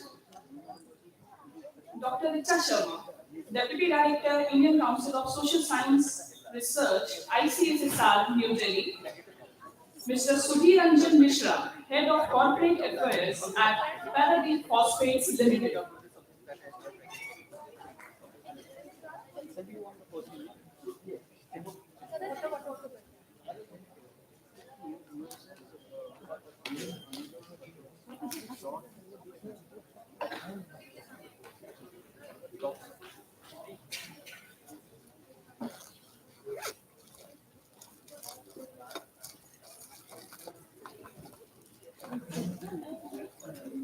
A very good afternoon to everyone present here. I, Dr. Ramika, Associate Professor, Amity University, Kolkata, I'm here to moderate the plenary session 2, and the theme of the session is Social Media, Skill India, Empowerment and Digital Culture. So, if I talk about this theme, we are literally going to talk about the common man's bread and butter. So Take me otherwise, we are not taking or dividing from roti, kapda and makan, but modern human beings' necessities that are social media, skill India, empowerment and digital culture. Technology is a key to the vision of a digital India. Social media, mobility, analytics, and clouds are the foundation that will enable the digital India's vision of providing governance and services on demand. Digitally empowered citizens and support the social inclusion schemes being launched by the government. The digitization has proven impact on economy and society by reducing unemployment, improving quality of life, and boosting access to knowledge and other public services. In this session, we will deliberate upon how social media is proving an impetus role in skill media, empowerment, and digital culture. And for the same, I would like to welcome the eminent speakers and the chairperson, sir, for this session. First of all, I would like to welcome Professor B.L. Dharulkar. Professor B.L. Dharulkar is former Vice Chancellor of Central University Tripura and UGC Professor Emeritus in Mass Communication. He is a product of Dr. Babasaheb Ambedkar Marathwada University. He is a gold medalist and a grant holder during his studies. Professor Dharulkar has visited various foreign universities for presenting papers at international conferences. He has also chaired sessions at Philadelphia University and many universities of international and national repute. He has also chaired a session at UNESCO, where he was invited by UNESCO to present a paper on energy communication at the second international symposium on the topic of energy saving campaigns and public acceptance in Indian media. He received a Young Scientist Career Award in 1994 from UGC. He is also a recipient of Lifetime Achievement Award from IBC Cambridge, declared him the 100 Educationist of World in 2007 and 2011. He has been included in a list of 500 Harvard Social Scientists of Asia. Professor Dharulkar is a very prolific orator, and on behalf of this conference, I would like to welcome you, sir, on the board. Next, I would like to welcome Dr. Sunil Mehru. He is an academician, media professional, and an ICT expert who has done his honors, MPhil, and doctorate. He has an experience of more than 20 years in crafting professional communication by experimenting and implementing innovative learning pedagogies to ensure optimum use of ICT in dissemination of education. Mr. Mehru is presently the Joint Director, Software in Consortium for Education Communication and International University for University Grants Commission, New Delhi. As a joint director, he has been engaged in coordination with 21 educational multimedia research centers throughout the country and coordinates the national telecast of Vyas higher education channels in India. He has also served Educational Multimedia Research Center, Indian Institute of Technology, Roorkee, as Honorary Director for 4 years. Dr. Nehru was honored by the National Award. Dr. Nehru was honored by the National Award for his documentary based on the folk festivals of Rajasthan. He has been nominated as chairman, expert, and a member in several selection committees, review committees, standing committees. He has also been nominated as a member of Project Review and Supervisory Group by MHI. We welcome you, sir. Next, I would like to welcome Dr. P.V. Satyaprasad, Associate Professor and Acting Dean, D.Sla H, Watson University, Hyderabad. Dr. Prasad is a senior academician, researcher, and author with wide experience working in prestigious higher education institutions in India and Gulf regions. With over 19 years of experience in teaching, curricular development, and research, Dr. Prasad has an extensive background in conducting research studies and has presented several papers at various international universities and conferences in India and abroad. He has earlier associated at the University of Technology and Applied Science, Department of Communication Studies, IDRI campus in the Sultanate of Oman. For over a decade, Dr. Prasad has published several research papers covering the domain of media literacy, Digital Divide and Social Media in Arab World. His book titled Role and Impact of Social Media on the Arab Spring was well received in the academic circle in Middle East and North Africa region. Dr. Prasad has a rich exposure of media industry, having worked for a decade as a senior editor in reputed national media organizations like The Hindu, Oman Daily Observer, Gulf Daily News, and in the Kingdom of Bahrain. We welcome you, sir. Next, I would like to welcome Dr. Richa Sharma, Deputy Director ICSSR. Dr. Sharma completed her education from Maharaja Sayyaji Rao University, Baroda. She is a historian by degree and a social scientist in two spirit, persistently working and interlinking various dimensions of historical study with present discipline and identifying current social issues and challenges. Aligning to understanding Virasat Figure, she looks upon history as a repository of solutions to numerous challenges of the present times.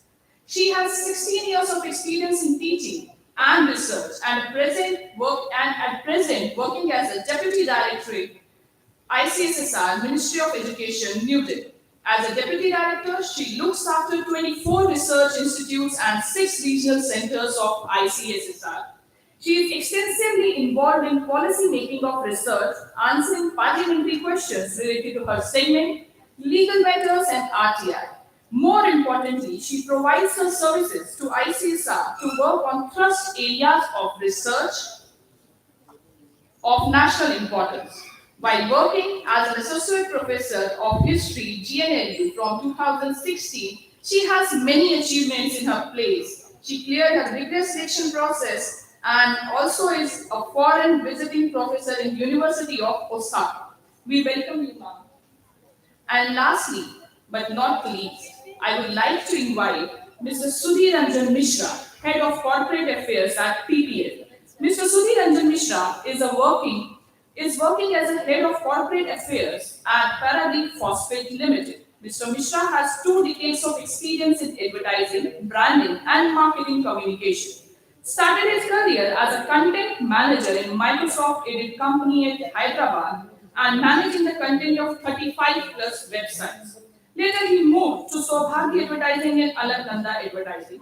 A true ad agency guy, he was responsible for brand building and creative works for the clients like BSNL, NTPC, Maruti Automobiles, Andhra Bank, Power Grid India, Gridco, Nalco, and etc. Mr. Mishra is a founder member of Big FM 92.7 Bhubaneswar station and was advertising head for the station for a couple of years. He joined PPL in 2008 and has a keen interest in quizzing, anchoring, and singing. We welcome you, sir. And as I have welcomed each and every speaker, I would like to give the dice to them and start today's discussion, please.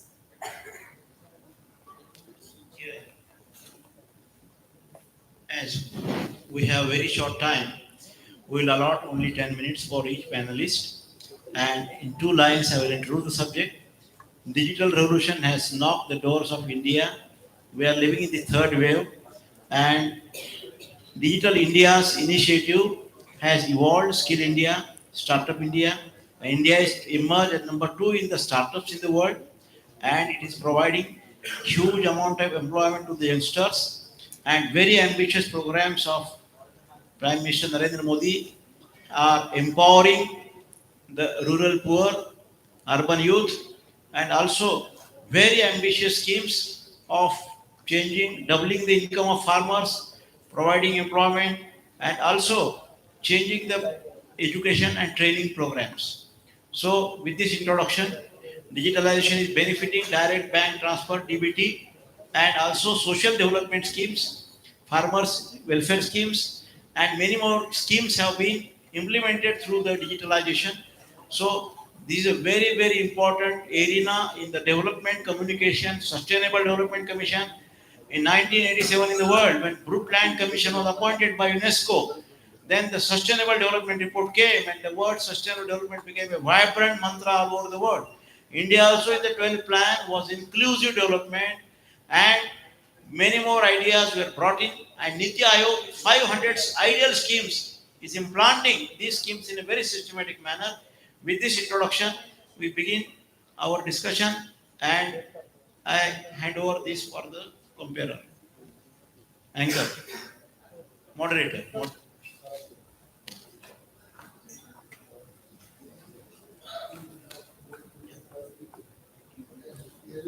Ah, who will start first? Sunil ji. Satya Prasad ji will initiate because he is from Hyderabad and he is very powerful analyst. A very good afternoon to the distinguished speakers of the dais as well as the assembled audience. Uh, Today I want to take a path which is less traveled. I do not want to hang around with buzzwords of empowerment, skilled India, and digital India. I would like to address more pressing questions, which I would urge all of you, and including us, to introspect at the end of the day. Let me take up the first theme, which is social media. Uh, well, no doubt, data has proven, statistics have revealed that social media has indeed empowered the not just the urban India but the rural India as well. So the divide between urban and rural India has to a great extent been bridged by the social media. Of course, one might say that social media is just a new emergence. It's something that has emerged in the last 2 decades or so. So, how far are we justified in saying that social media has really empowered the people or bridging the rural urban divide? This is a question to ponder. My question is yes, social media has played its role in bridging the rural and urban divide. How is this so? Earlier media, the traditional media, as we media practitioners and academicians love to talk about, was more a powerful tool in the hands of the elite or the more affluent sections of the society. But that's not the case with social media. I would like to, state the obvious by saying that social media is one media in which you really need peanuts to invest in, to have access to it. So, in that sense, I believe that each one of us here and across the world, across the length and breadth of India, have access to social media, and we use different platforms of social media for various reasons, right? And of course, the primary reason or the primary aim of social India, as far as today's theme goes, is has it been able to bridge, or to what extent has it played a role in bridging the rural urban divide? Secondly, in terms of empowerment, when I say empowerment, to me, empowerment is the bridge that divides people between the rural and urban sections. As someone rightly said, India actually resides in its villages. By default, it means we're talking about rural India. So, if there is one media that has been able to bridge this urban rural divide, it is the social media, and this is a simple statement which reflects the fact that social media has actually empowered the people in such a way that no other media has been able to do till now. Coming to digital culture. Now, the question I would like to ask is the digital culture is altogether not a new phenomena unlike social media. Digital culture has been amongst us for more than 3 decades, right? The satellite channels, the digitization of education are several examples, and in fact, digitization of higher education, especially in India, are examples of how digitization has really come of age in India. And if you look back and connect, what is it that has driven digitization to India? We started with the age of the analogs, then we came to the electronic age, then we switched over to digitalization, and now the social media. Now, We are in a position where we are imparting education. We are imparting education. We are delivering benefits to every section of the society through digital platforms. What you have, what you call so-called Google Pay, Paytm, these are all digital platforms. And these are the platforms which are empowering India, and in a way they are removing the middlemen who are actually playing havoc with the system by cornering the benefits meant for the underprivileged sections of the society. Can you name one aspect which has really hit at the roots of this middleman? It is the digitization process. The digitization process has left the middlemen in the lurch, and here we have the really underprivileged sections of the society who have got empowered through these digitization aspects. So here again, we talk about how digitization has empowered India, and I'm not talking just about the rural India. I'm talking about even the urban India. So digitization has given a new definition to the very term empowerment. So, my dear friends, I would like to once again go back and reflect on the theme that social media has been the driving force which is actually leading the path towards empowerment of the people of India. And when I say empowerment, I mean empowerment of in the political sector, in the economic sector, and as well as in the social sector. So we talk about empowerment in the three most important aspects of our society: political, economic, as well as social. So with these few words, and once again, I would like to stress the importance of social media as a tool for empowerment of the people of India, empowerment of the social, political, and economic aspects of these countries. With these few words, I would like to hand over the mic to the next speaker. Now, in spite of asking a question to each panelist, we will cover the questions at the end. That will save our time. So, Rucha ji will now deliver it.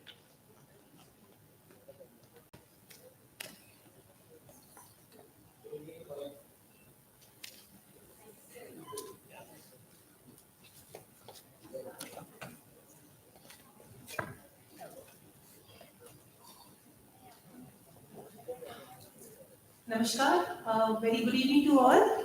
So this particular scene reminds me one thing, going back to 1833 when the Charter Act of 1833 was passed. So the act is very important because it led to the modernization of education, thus we see the media as a part of it. So it says that the most important act was passed in front of empty benches and uninterested audience. I feel the same. So with these words, I would like to begin the dignitaries on the dais and off the dais. My pleasure being a part of the ICSR to be here and to speak something being a part of out of the box. I am not a person of media, I am a person of research, and I see the world of the media from that side as a viewer, as an influencer, as a mother, as a researcher, as a bureaucrat. And for me, the media world has so many things to do, and what has to be done through the research is something what I am going to speak upon.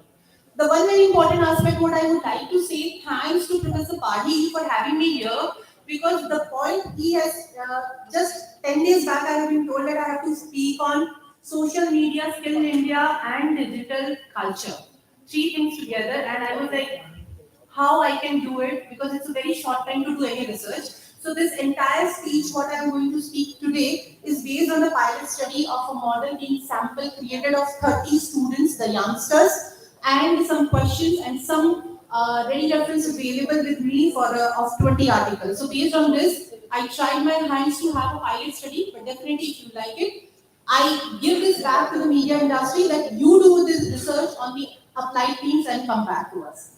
Okay, so this is the first part, talking about the social media and how it was evolved. It's not very old. It's just somewhere in the late 20th century, we see that something about the social media came into existence, and some most popular, let it be there. So there's some most important popular, the platforms which were being exercised by many of us were the Yahoo Messenger, Orkut, So this was the ancestors to the Facebook and Instagram and to the YouTube. So these are the ancestors and they have their virasat.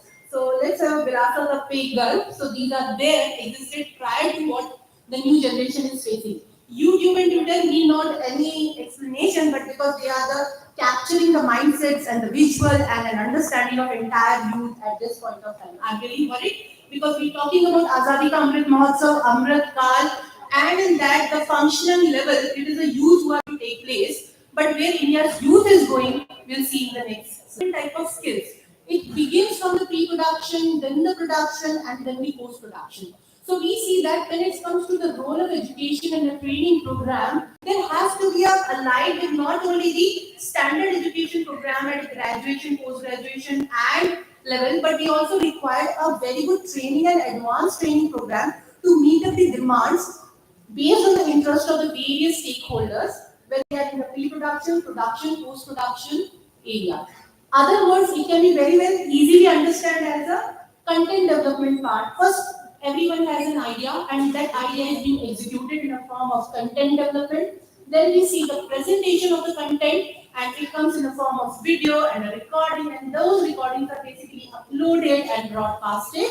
And then simultaneously another task that take place which bring it that whether it is going to be succeed in the marketplace or not, that is the marketing strategy. So these are the certain areas on where India really need to gear up and you have to have a more of a skill related to it, because when you talk about the social media, it is covering the two markets. One is the amateur market and another is a professional market. So going further, what we can see here is the social media content at this point of time can be easily divided into two major categories. The one category is the amateur social media and there is a professional social media, or you can say the media houses. So amateur is ranging vary from very good to very bad, and the examples of very good is the cooking channels, food channels, tourism channels, online tuition classes, coaching classes, etc. Same way we are having gaming channels, roasting channel. I think this is something very interesting, and this side of audience will be in a position to understand where I am heading to now. So roasting channel, and that simply sometimes I can categorize them useless channels leading to waste of time. So the quality question is something which is really we need to deal upon. Other side is something very professional, as someone has a very rightly question during the previous session. Talking about the news channels, we have entertainment channels, film industry, OTT platforms, sport channels, religious channels, Facebook, Insta, Twitter, handled by the big company, capitalist market, and market is loosely regularized, not steadily controlled. So this is a basic strength and the situation. Talking about the content which is available in the digital media and its impact. So I am now moving toward the last part, that is the digital culture. So we see the amateur and professional media platforms are influencing masses heavily at this point of time, and they are setting a cult. So this is a very important term, cult. Cult leads to usages, usages lead to practices, and practices in due course of time makes the culture existent. So we see we are entered into a new era of a digital culture, and there is a food culture getting influenced. So how this digital culture has influenced the food culture? So first was the Khana Khazana, every one of us must be knowing. There was a Tarla Dalal show, there was a Master Chef, and the COVID-19 has led a spray of mushroom growth. We have hundreds of cooking channels available on YouTube, and many of us, and I think most of us have tried our hands over it. So when I was preparing my sample, I think it was 96% people have agreed that yes, they get influenced by the food culture available on the social media. Then fitness culture. We have seen there was a Patanjali Yoga, and which was beginning somewhere very early with the Sanskar channel. Then we had a fitness with the Vipasha, became very popular, led to aerobic in India. And also the cult fit became most popular in the last decade of time period. So yes, they are disseminating knowledge, they are upgrading skills, and they have the positive impact. So this is what a variable what I have created, and I have got answer positively. Then dance culture, again go back to the 90s, we had a boogie woogie, dance India, super dancers, again it has a disseminating knowledge and really upgraded the skills in dancing and had a positive impact. Political culture, everyone speaks, and many of you are knowing much more than me what could be said about that. I really liked what about the educational culture, which has been become very prominent after the COVID-19 and during the COVID-19, and we have tuition, coaching classes, and what not available on the social media, free as well as expensive. The problem is journal content is available, specific becomes so expensive. Something to be done about that. Then something very important, what I have come across was amusement culture.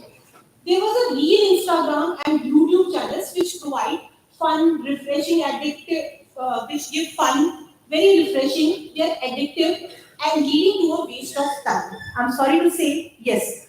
We have also come across the negative impacts of these reels. Though they are only 15-minute, 15-second reels, but the person becomes addictive and keep on scrolling them. And how much screen time they use, every one of us know about it. So this is something, amusement culture has changed drastically. What was amusement culture during the Harappan time, during the medieval time, modern time? I need not to say about it because every one of us know. But what is the amusement culture? It has become very close circuit amusement manner. Then very important and very effective thing what I have come across during my research was bully culture. People know how to bully each other, especially in the school life and especially in the college life. They get influenced by the various their followers and especially their YouTube channel people, and especially Mr. Beast, how he speaks. They have Trigger Insan, then they have Kerry Minati, Ashish Chanchalani. These are the people who are actually influencing masses. So this bully culture, and whenever they don't like something what you speak, immediately they will say that you are cringe. And that gives me another idea that there is another culture, that culture is called language and slang culture. What has been evolved?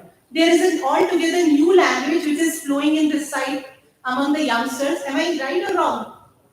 Yeah, many of us will not be even knowing what the cringe term means all about. What is creepy is all about. What is so many words. And I was like, okay, my God, I need a vocabulary and a dictionary to be prepared to understand the new digital culture which is evolving. And when we are talking about Amritkal 2047 goals, somewhere we have to give scope to this new generation and their mindsets because they are going in some other directions altogether. Okay, going further to the next slide, I still have 3 minutes of time. So this is what I have seen, and why on what grounds I can say very popular. Virat Kohli is a very popular 100 million Instagram followers, but at the same time I have seen Mr. Beast. Mr. Beast is having a wonderful franchise. I'm not keeping his photograph here. Maybe the copyright issue may come on me, and I'm not that billionaire to face that particular charges against me. So what I think 112 million people are following it, and especially the Indian youth is following it. He is having much more fan following than the Virat Kohli, and our Prime Minister Modi has only 30 million following. So we can see where our youth are going, whom they are following the most. So these are the questions. So and see me, when I was scrolling that the 10 best YouTube channels of India, I come across the 6 best channel is Round to Hell. My God, what to do? So Round to Hell is something where people are heading to. Okay, please change the slide. Yeah. So we do have a law regulatory framework. We have constitution in place. We have acts which are passed, like Information Technology Act, getting amended time to time.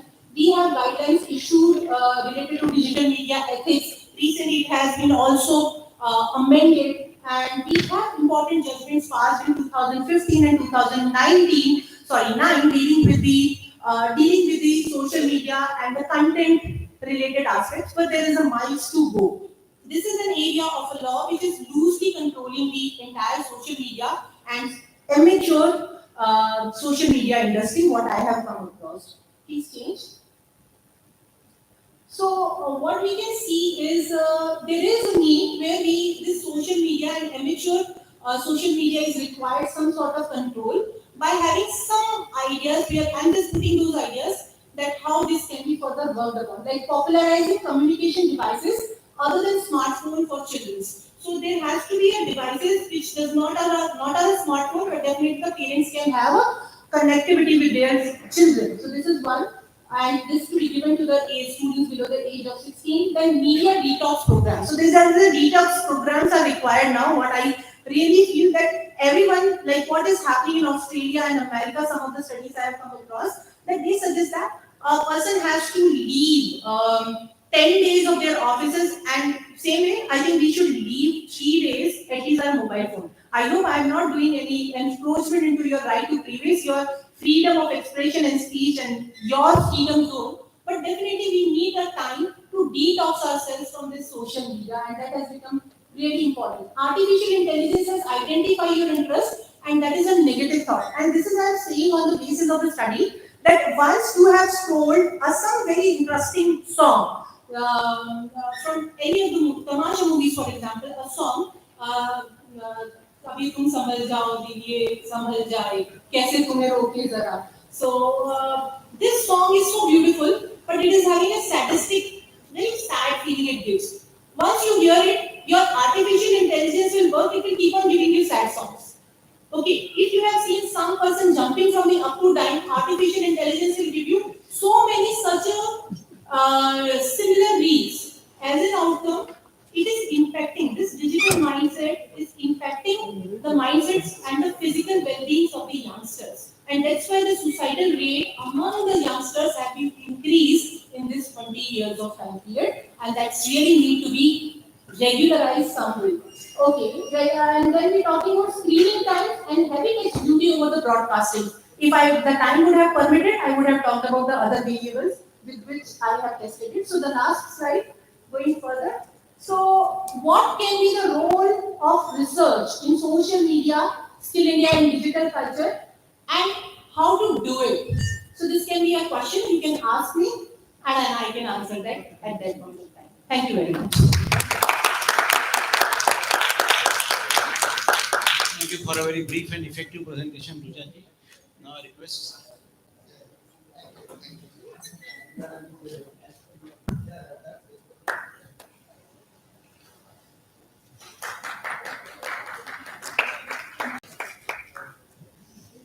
Thank you, organizers, Dr. Pari sir, for inviting me for this valuable panel. So, Make in India Conclave getting bigger year by year. So now it's a very lovely atmosphere to speak at the end of the session panel session. So, I'm told really empty chairs, really, whenever the panels are there and the empty chairs, I told them someone put their views. But what surprises me when students at the lunchtime taking a beeline in the blank podium, but now at the what the real content is coming and the blank chairs are there, then you should be saying that social media is bad, then this is the right example for that. So people should be good, there for the right content at the right time, and so that social media can be engaging. So what I want to this subject here that with a robust digital culture for a rich social media that can empower through a lovely skill India and you can put to the world how India is evolving and empowering themselves through a robust digital culture and a rich social media to follow with the youth. So what for me, because Ichana is a researcher, so he put in a very beautiful way the slides and all that. But what I practice in my own day-to-day life as a communicator, so that I put it in front of the students that can be useful for you as well. So digital culture has taken the queue culture of India. There is no queue as such. There is no queue in front of cinema houses. There is no queue in front of the bank to take the cash. There is no queue in front of the ration that you can take through BizBasket.com.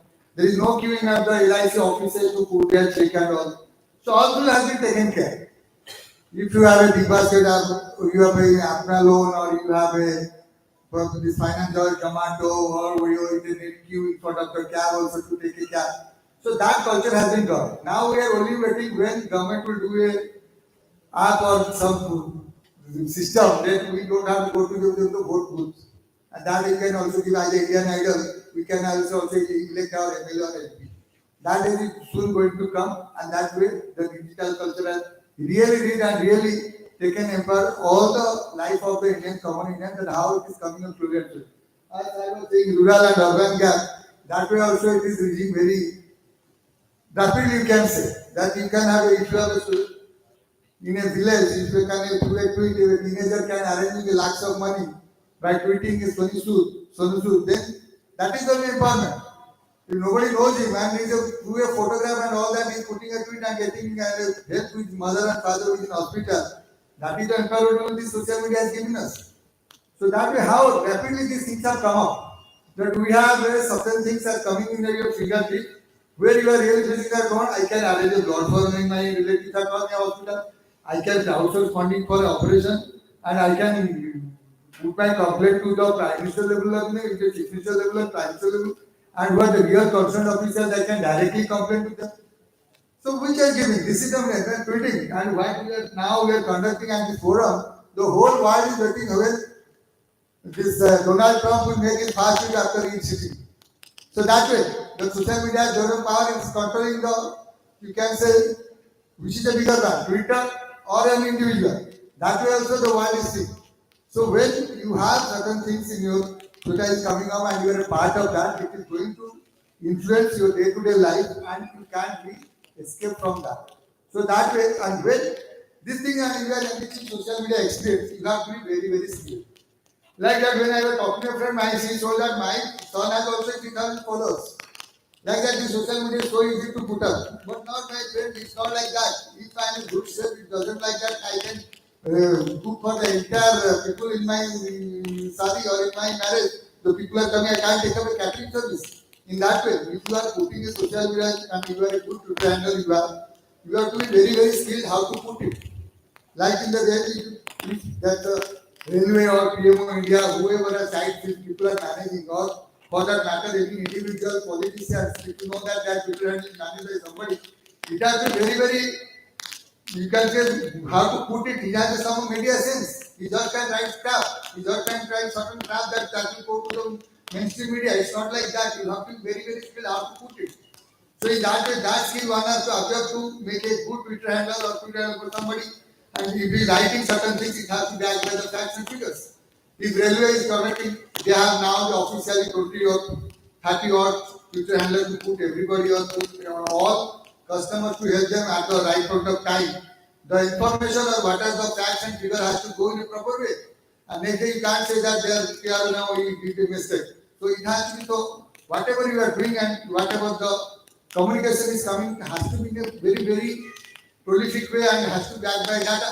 Similarly, whatever there are people in Ola, Zomato, or Amazon or Flipkart, how people are delivering in time to time, they are managing, it's a 10 minutes delivery, it's a 20 minutes delivery, that has to be a very, very skilled job. In a company that 3 years in a dialogue, you can say these are the fixes in 30 minutes or ambulance is 1 hour. Why is that? Because pizza is sponsored by a private company and ambulance is sponsored by the government business which is not operating themselves. So that way skill has to be operated in that way which services or app you are handling or it is coming to you or in your mobile you are using day to day has to be very, very backed by the people who are handling this and who are operating this. So that way that local digital culture in the apps if you have in your system, then the real fruit will come into your and how you are using it. That way in society and that empowerment can be truly empowered if it is properly functioning. So in another system also you can say if that the Twitter handle as I was saying there is a spokesperson or something like that, how it is empowering for itself and for their party also. Like in some Odia paper or some vernacular or some mainstream English paper also, they have if you have a circular base of your subscriber base is 30,000 or 1 lakh, but for that matter, one politician has now 1.3 million or 1.5 million subscribers that direct followers. So in that way, one individual is bigger than one print media. So you think about the impact. You think about the impact how one politician may make in one print than the entire 1 lakh newspaper if the print house is printing in the next day. And it is through one print the information or the people you are getting instantly. And for the print media, you have to for the next day. So that way the information circulation and the rotation of news has come to certain things that people don't wait for the TV news or the morning newspaper for the next day. It's immediately at their fingertips you are getting and it's tweeted from a real concerned person is good enough to know the news and the authenticity of the news. So that way that impact also there how we are going to get traditional media is going to compete with social media. They are not competitors, they are actually complementary. This social media has print media has to complement to the social media. Because if you are in a Twitter space, you are doing a certain information is giving, but you have to do a press conference with the journalist. Whenever you say, you have to do a press conference with them. Otherwise, the Twitter space is useless. So that way it is complementing, it is not competing. But still then, If one writes over other and it's getting to the traditional media, or you can say the advertisements also for that matter, it's not here advertisement. Any day we see the Times of India or Indian Express, there is a jacket of real estate ads. If those people are very satisfied with these ads through digital medium, they will not put such big ads or jacket ads in newspapers. In that way also, revenue is also in getting intact in print media also and social media. So my point is saying that you have to be a very responsible social media, but when it's coming to the authenticity and this social media, whatever the news you are getting has to be also be jointly backed by the print media or the traditional media we have. So with these things, I am concluding and whatever the questions we have. Thank you.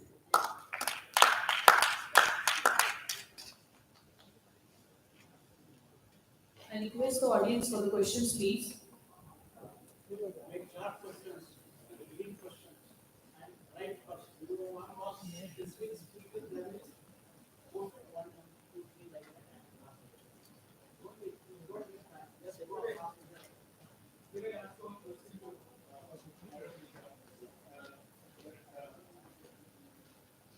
about the digital fasting? The concept of digital fasting in order to avoid our kids or in order to avoid our young people from social media addiction. Can that be a solution?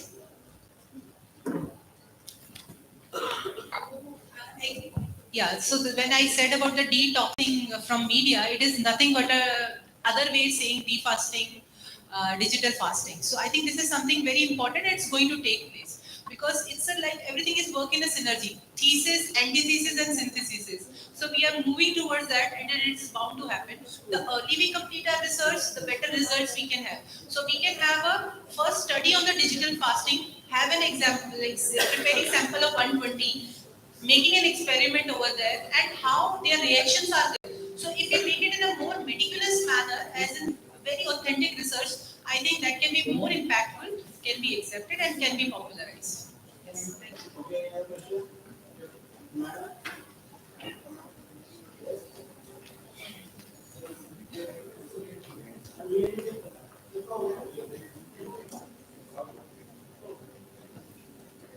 Yeah, you know, my question is about negative impact of social media. What I have noticed in last few years is that students are not writing proper language. That even in question papers, even in answer sheets, they'll write instead of Y O U, they would simply write U. U. And instead of writing A R E, they'll simply write R. Okay. So how do we stop this? And because this is obviously a negative impact of like refer to those words, greed and Cringe. cringe and so. But this is more serious. I mean, they are not writing proper language. They are, taking to these. So to take one step further, I'll tell you what is happening in the classroom. The moment teacher asks question, student answers, how? मुझे नहीं पता है, मुझसे मत पूछो ना. And this is the level in which social media is impacting day-to-day classrooms, and this is happening in the classes of 11th and 12th. The students have become so notorious because they are getting influenced by it. And that was the reason why I have said that about these are the programs which is to be conducted. So I'm at your side and I'll say मुझे नहीं पता है, मुझसे मत पूछो ना. We first need a thorough research on it, how to work upon it. See, it's not like one idea can make a change. It's about a teamwork what is required.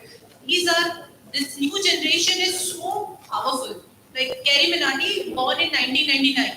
Trigger Insan, born in 1995. So we need to understand to cope up with this new generation of people, we need teamwork to identify how to channelize their energy in the right direction. I will not say to take them back to YOU, and to take them to write entire word. I will say the classroom where should provide keyboards to them. Because maybe making them to write for good 15 years in a classroom in their exams, and after that get losing them fully for the signature. But exactly what they are doing is basically they are using computer more in their professional life. So what we are doing to our students, I think the exam should be conducted where they should be allowed to do the typing. And then after they can understand when they will write you, there will be an underline, automatically they will rectify their mistake by their own. So this is what my thought on it. They are in their own world. They are ego, they are developed. Just suppose they are talking to ego, they are Now you want to ask any question to sir who has given a last presentation. If you have any question, you can ask. I think it's relating to all the speakers. Good afternoon. My name is Sizwe Popo. I come from Lesotho, a student of Kids School of Mass Communication. And I was listening to all the speakers and how they phrased or talked about social media. It was as if it is the evil of modern times. Are we going to ignore the time when the world was shut down?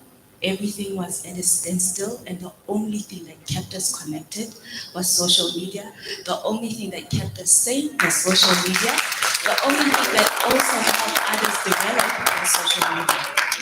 I'll make an example that is when I first joined the program in Richa madam, 2021. it's relevant to answer this question. She is giving a specific reply to you. So thank you very much for giving me this very important question. Reason is when we do research now, we do research on the problems. I'm not here to glorify social media. Everyone knows how social media is important, and both sir has like Prasad sir and Mishra sir have very rightly taken up the important positive role has been taken up by the media. By the digital platforms and digital systems. My point here is being a researcher, we only look at the gap and the problem what society is facing. When we design our policies, we look into the point, the nature of the society, what we have, and where they are heading to. So, problem is a key area on which we have to focus upon. I'm not against social media. I also use social media and various social platforms, but I know I use it in a very disciplined manner, but the youngsters can't do it. So how make them to be disciplined in the use of social media? So that was the concern. I hope you got my answer clear. Yeah. To sir.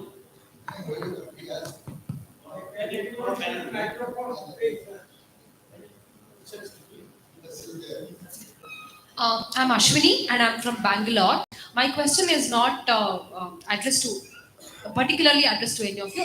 Any of you can answer this for me.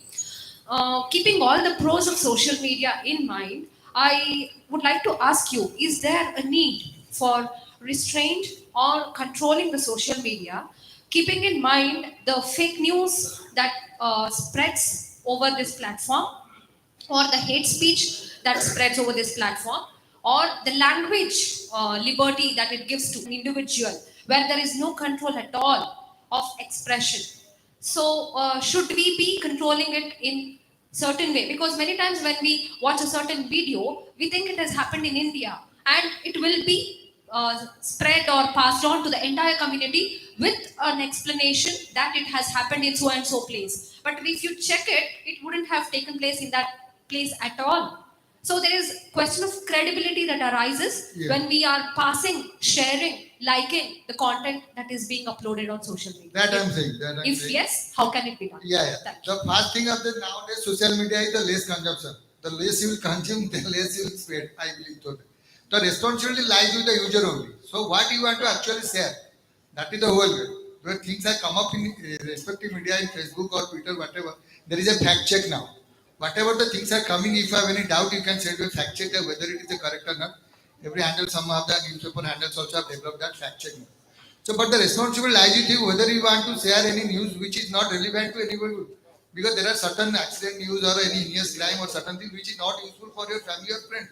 So, what is the point of sharing them? If you are to making a fear mongering psychosis, you are developing or certain things. If you have the real good information, you should keep on sharing. But whatever the things you don't like or you have a doubt, definitely a system has come up. You can have a check on that. The best way is to certain point of time is to ignore. I think the best part is discretion.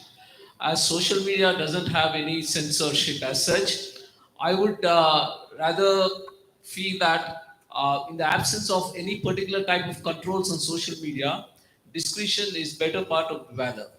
So my question is, if you have any doubts about the authenticity or about the reliability of the information on social media, we just take it with a pinch of salt or just drop it. We do not react to it. That's the most important thing that you should learn, not to react to it. Briefly, your reply, whole process is very balanced because unless and until you have your own restrictions, there will not be end. And other way, there are some now regulations on consideration. The bill is also pending regarding this. It is under consideration. Again, in Western countries, there are very important codes of conduct, and this code of ethics is strictly followed. In India, we do not have such kind of code of conduct. So, social media users council, they should develop a body and they should themselves think about their own control, self restriction. That is very important because if you don't follow self regulation, ultimately you are going to face the legal action. For that, whether you require a lot of control or not is a matter of controversy.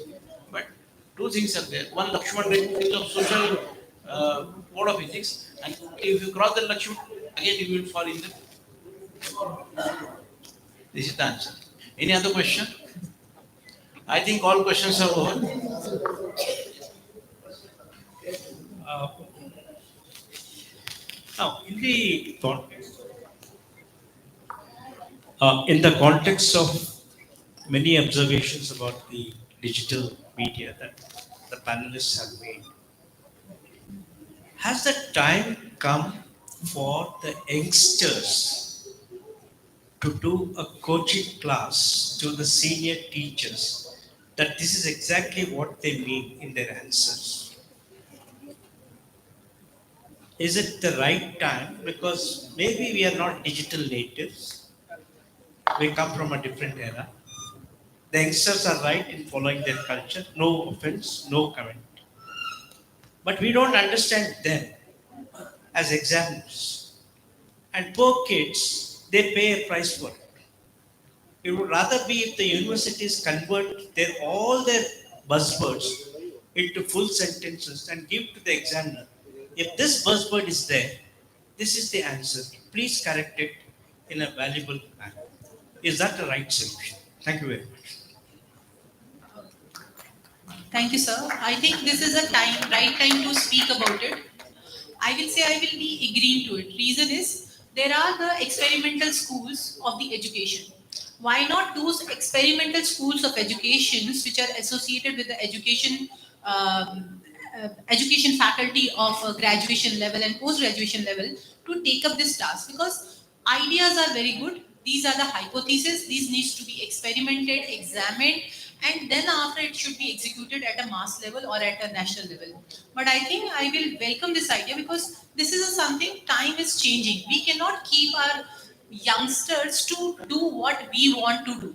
We need to have a peer learning system and learning from your junior or from your young colleague is not wrong.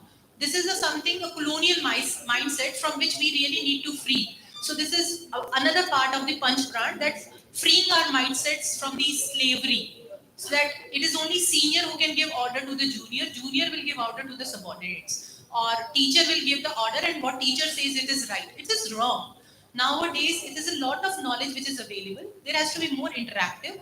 And I think I will say that something should be done in this regard and would be very positively going to impact creating a synergy between student, teacher, educational environment. Just briefly summarize.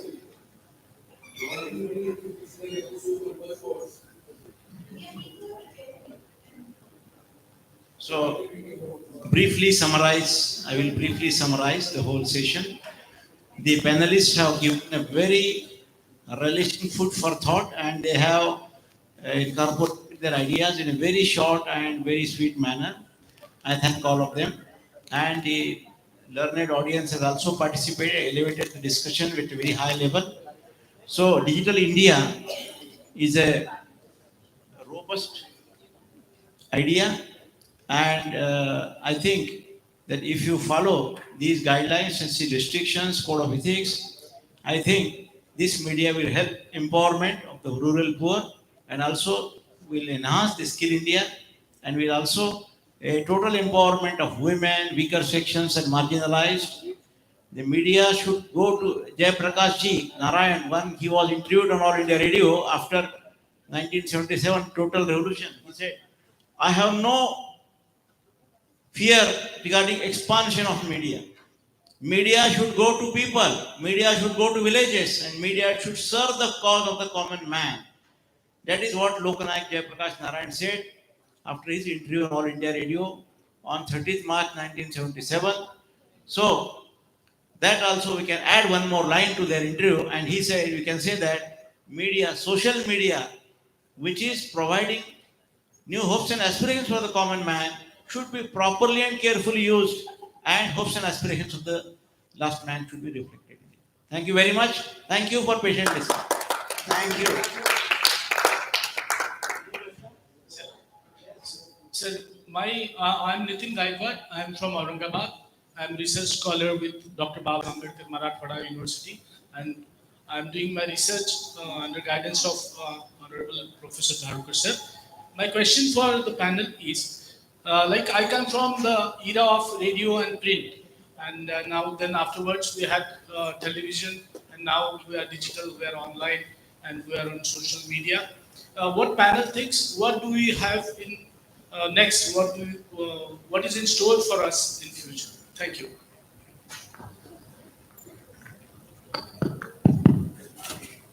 Yeah, these things will going to stay. But you just don't think that what is the next step that TV and radio will not be there. If TV, radio will be next thing, then there should be no FM. So these things will going to stay, and it will be, as they said, it will be complementing each other. You just can't say TV is closed, you can't say radio will be gone. It's not like that. After Monkey Bath, radio has got its more like that the social media itself. So these things are going to complement each other. There will be different variety of, you can say, versions will be coming up. Like the Twitter, when they started, it's only 140 characters, then come to 280. Now there is Twitter space. You can invite friends and have your own discussions. So all these forums will have different versions in the coming future, and that is going to serve in a better way. If you are going to utilize for a better way this equipment or this instrument, it's going to serve you better. If you are going to some ransacking way, then it will destroy you. That way, the things are going to stay, and every media will complement each other. Each media is helping the other media. When in America television came, people used to say that newspaper will be closed down. After internet came, youngsters went towards internet. Then who will be the multimillionaire? That came a serial in America. Then India we have Kaun Banega Crorepati to catch the youngsters. Likewise, one Nebraska University professor, Philip Kierstead, wrote a book, Newspapers Meet the TV Challenge. And in this book, he concluded that newspapers have not only competed the television, but have improved quantitatively and qualitatively. Then New York Times, Chicago Tribune, and Washington Post enhanced the style of presentation. They went on changing their front page, anchor page, and they started news analysis. So, likewise, after social media's arrival, what has happened? In the newspapers, if you take up lead stories today, in each lead story of the right side of the newspaper reader, which is very heart of the readership, the Twitter account, Twitter quote is given, or sometimes social media reference is given. So and so man, he wrote a blog like this, and this was a reaction. So the quotations from the social media appearing in the mainstream story, that is a very important phenomenon. And the television presentation style is changing. When you writing a news story, what are the reactions of social media? They are also, अब India match हारता है तो लोग कितना troll करते हैं, तो वो ट्रोल का सबलर कौन है, उससे क्या चल रहा है, ये भी न्यूज़ बनती है. That is a kind of, the social media is catching the content in even the print media and even the television media. That's what the mixing of media and merger of media for the searching the maximum number of truths. Basic News is a book written by Melvin Mencher, in which he has written that localization is a very important phenomenon in news. In television, suppose an air crash, what are the local content in that air crash? That used to be revealed. But now, in the localization, what the people are trolling, Why the people are giving certain opinion in the social media, that is also put in the basic news. So these are all the very important aspects in journalism, mass communication. So we used to say news is sacred and comments are free. New York Times slogan is there. Everything below the sun and beyond the sun fit to print in the news. News is sacred, comments are free. But if you say add to this, news is sacred, but comments are not free. Comments are related to social media. And everything below the sun, beyond the sun, and beyond the social media, and under the social media, everything free to print in the news. That is what the basic norms, definitions, conceptual frames are changing. The technology is changing, the dimensions of the journalism. That is very important. In television, the presentation style of the news is coming up. The slug lines are changing. The language of the news is changing. The intros are changing. The participation, the mass participation is more effective. What is appearing on social media, that is also reflected in the corner. So these are all very important aspects. And the journalism students, when you are using the old books or language books may be in Korea. I have written 42 books in journalism in Marathi. But in spite of that, I often change my content in writing the books. When I write a fresh book, I add some more fresh stories. So that is very important, because when you are teaching, learning, as Sanjay sir said, teachers also require teaching, because what the teachers are just mugged up what in 70s and 80s they are teaching in 2000, and the youngsters will not listen. So you have to update your knowledge. So the professional journalism is not like history or king of Ashoka fighting the Kalinga war. So every time the Kalinga war is changing here, and the teacher has to fight the war, the student has to also raise the many questions in the war. So this is a war of knowledge, is a struggle, dialogue, antithesis, antithesis, synthesis in Marxian dialectics materialism. If you say understand the whole scenario, that you have to understand the newer dimensions of media. Gordon's book we used to read in 80s, Communication and Technology, used to say that each technical revolution will lead to communication revolution. Now, each micro-technical revolution is leading to the media's presentation revolution. That's why new formulations are coming up. We have to understand and update ourselves. But it is very important theme, message of the present symposium, panel discussion is that the digital media, social media, online media is helping the youngsters, helping the rural people, poor people, marginalized people to get their benefits. And that is what their involvement. There are many self-help groups in Maharashtra. This what is SHG women do. They produce certain products. And they produce their product, not only produce, but they market in Mumbai. In the Lakshmi Road in Mumbai, the huge every year exhibition is arranged. And millions of, crores of rupees turnover is there. IS officers and all bureaucrats and elite people purchase those products. That is what the empowerment process is. So empowerment of women, empowerment of slum dwellers, empowerment of the extreme poor, that is very important. Because a person, I have taken an example, a person who was claiming his remuneration for the road construction. In 62, he lost his remuneration. But he fought in the year 2022 and he got good money out of that. So his legal fight continued for 20 years and then he's getting success. So this has brought the awareness to the social media. Farmers, then villagers, these are now very aware. So they are aware about their rights and responsibilities. So this is a very good change and that is going to strengthen our democracy in a very fast manner. I think, buddy, thank you very much. Yeah, if you have it.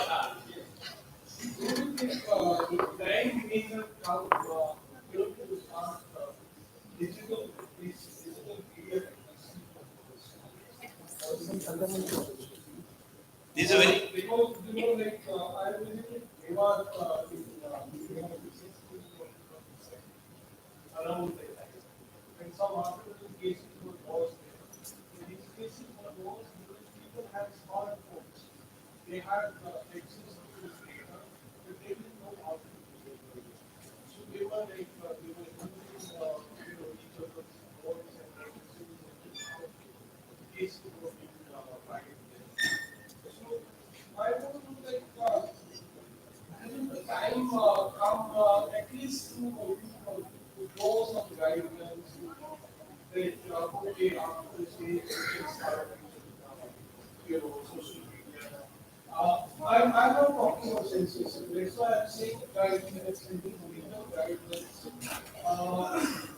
And it is given basic details to social media.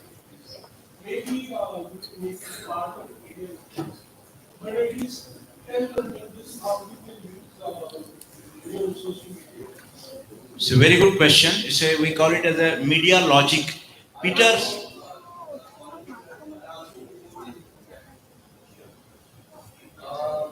How we are looking in education system, manual practices and future skill aspects of AR, and artificial intelligence approach to the industry. So how we looking in the media? दूसरा question madam बोलेगी, मैं पहला question का answer इनका खत्म करके madam को बात देता हूँ. They basically, Peter wrote a book on media logic. Now, media logic can be taught and can be acquired. That if you understand how the media functions, what are the pros and cons of media products, media programs, media presentations, you require media literacy. And media literacy is a cultural movement. ऐसे हमारे जो programme party साहब हर साल करते हैं, that is a media literacy movement. Media literacy is a cultural movement. It's the vibrant media, if it is well trained, if it is well evolved, can improve the quality of democracy. The vibrant democracy can be participatory democracy, federal democracy. So in that process, media literacy is very important. Let's say Times of India every day is presenting a column on fake news. The Hindu providing education on English language. Likewise, time has come, a media language newspaper in Odia language or in Bangla language, in Marathi language, should present a box every day on page number 3 regarding the understanding the social media plus minus. So that column, if you write a catchy column in Maharashtra Times, there is one fellow Tambi Durai writes. Tambi Durai is a nickname. Tambi Durai cannot write in Marathi, he is a Tamil person. But the present Tambi Durai writes a nice column in the Sunday Maharashtra Times, and he hits about social media, about the blogging and this and that. So such popular columns should be written by journalists, and that would enrich the level of understanding of the common people. Media literacy is very, very important, and that is the journalism and media education should join hands together and should elevate the entire quality of media. That is very important. Thank you very much. Global technology has been the greatest enabler in causing disruptive changes around the world. India's story is no different. Use of digital technologies to educate and empower citizens is being seen as a game changer. The vision of Digital India is grand, and social media skill development are playing a pivotal role in it. Digital India, and skill development is a welcome step in shaping India's 21st century, powered by connectivity and technological opportunities. As we are in the last leg of this session, so the need of our is to sum up the session by highlighting the out-of-box statements given by our eminent speakers. Professor Tharunkar appreciated the initiatives taken by Indian government in bringing out the best in terms of digital capabilities of Indian countrymen. He also applauded the power of social media, whereas he emphasized that need of the hour is for the teachers to evolve with the evolving times. Dr. P.V. Satyaprasad emphasized on the social media bridges, how social media bridges the gap between urban and rural India. Digitization has empowered India and how the term empowerment is being redefined in digitized world. Dr. Richa Sharma elucidated and discussed the crux of a pilot study carried out by her, where she explained how social media sets a cult evolves in usages, practices, and thus creates a culture. She also highlighted various cultures and their effect on young minds and how there is a need for regulatory mechanism to mend the current situation. Mr. Sudhir Ranjan Mishra sir briefed upon the robo-digital culture. Digital media has taken care of each and every need of human being. Social media is revamping and reshaping the world and the human beings too. Mr. Mishra later on emphasized on the need of making social media a responsible platform as at par with its contemporaries. Coming to the end, lastly, I would like to thank all our eminent speakers for pondering upon such a vital issue and enlightening the young minds. And I would like to request Pali sir to please felicitate the esteemed speakers.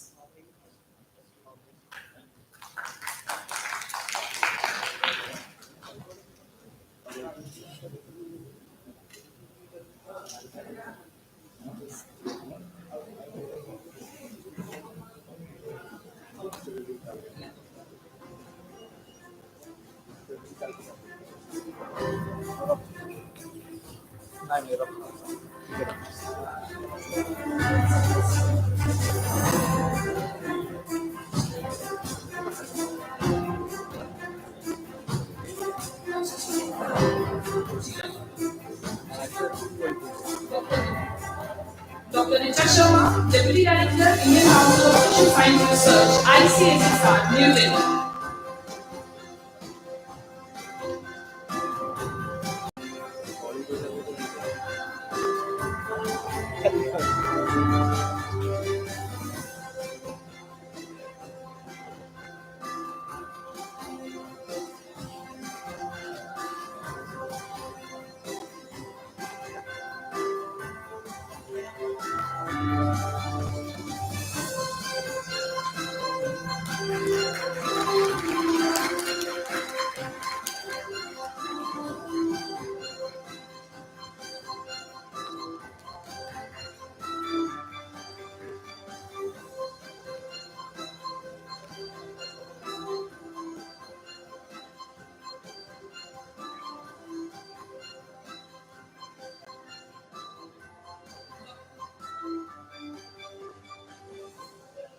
Dr. P.V. Satyaprasad, Associate Professor and Acting Dean, School of Liberal Arts and Humanities, Boston University, Hyderabad.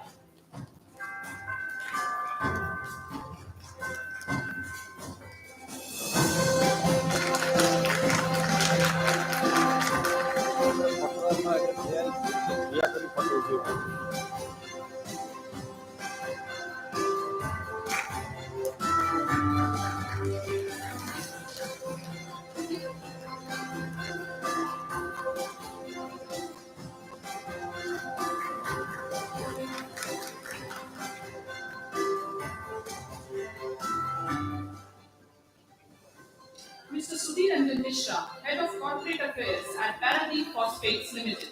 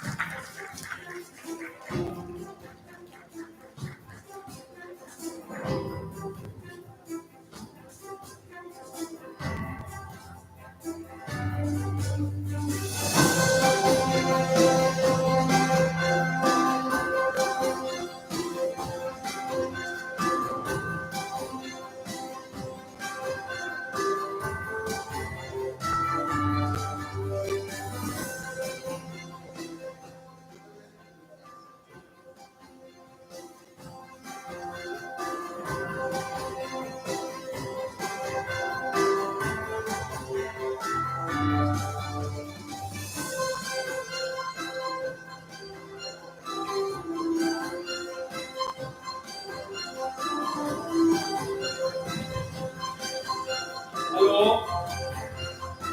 Just after 15 minutes,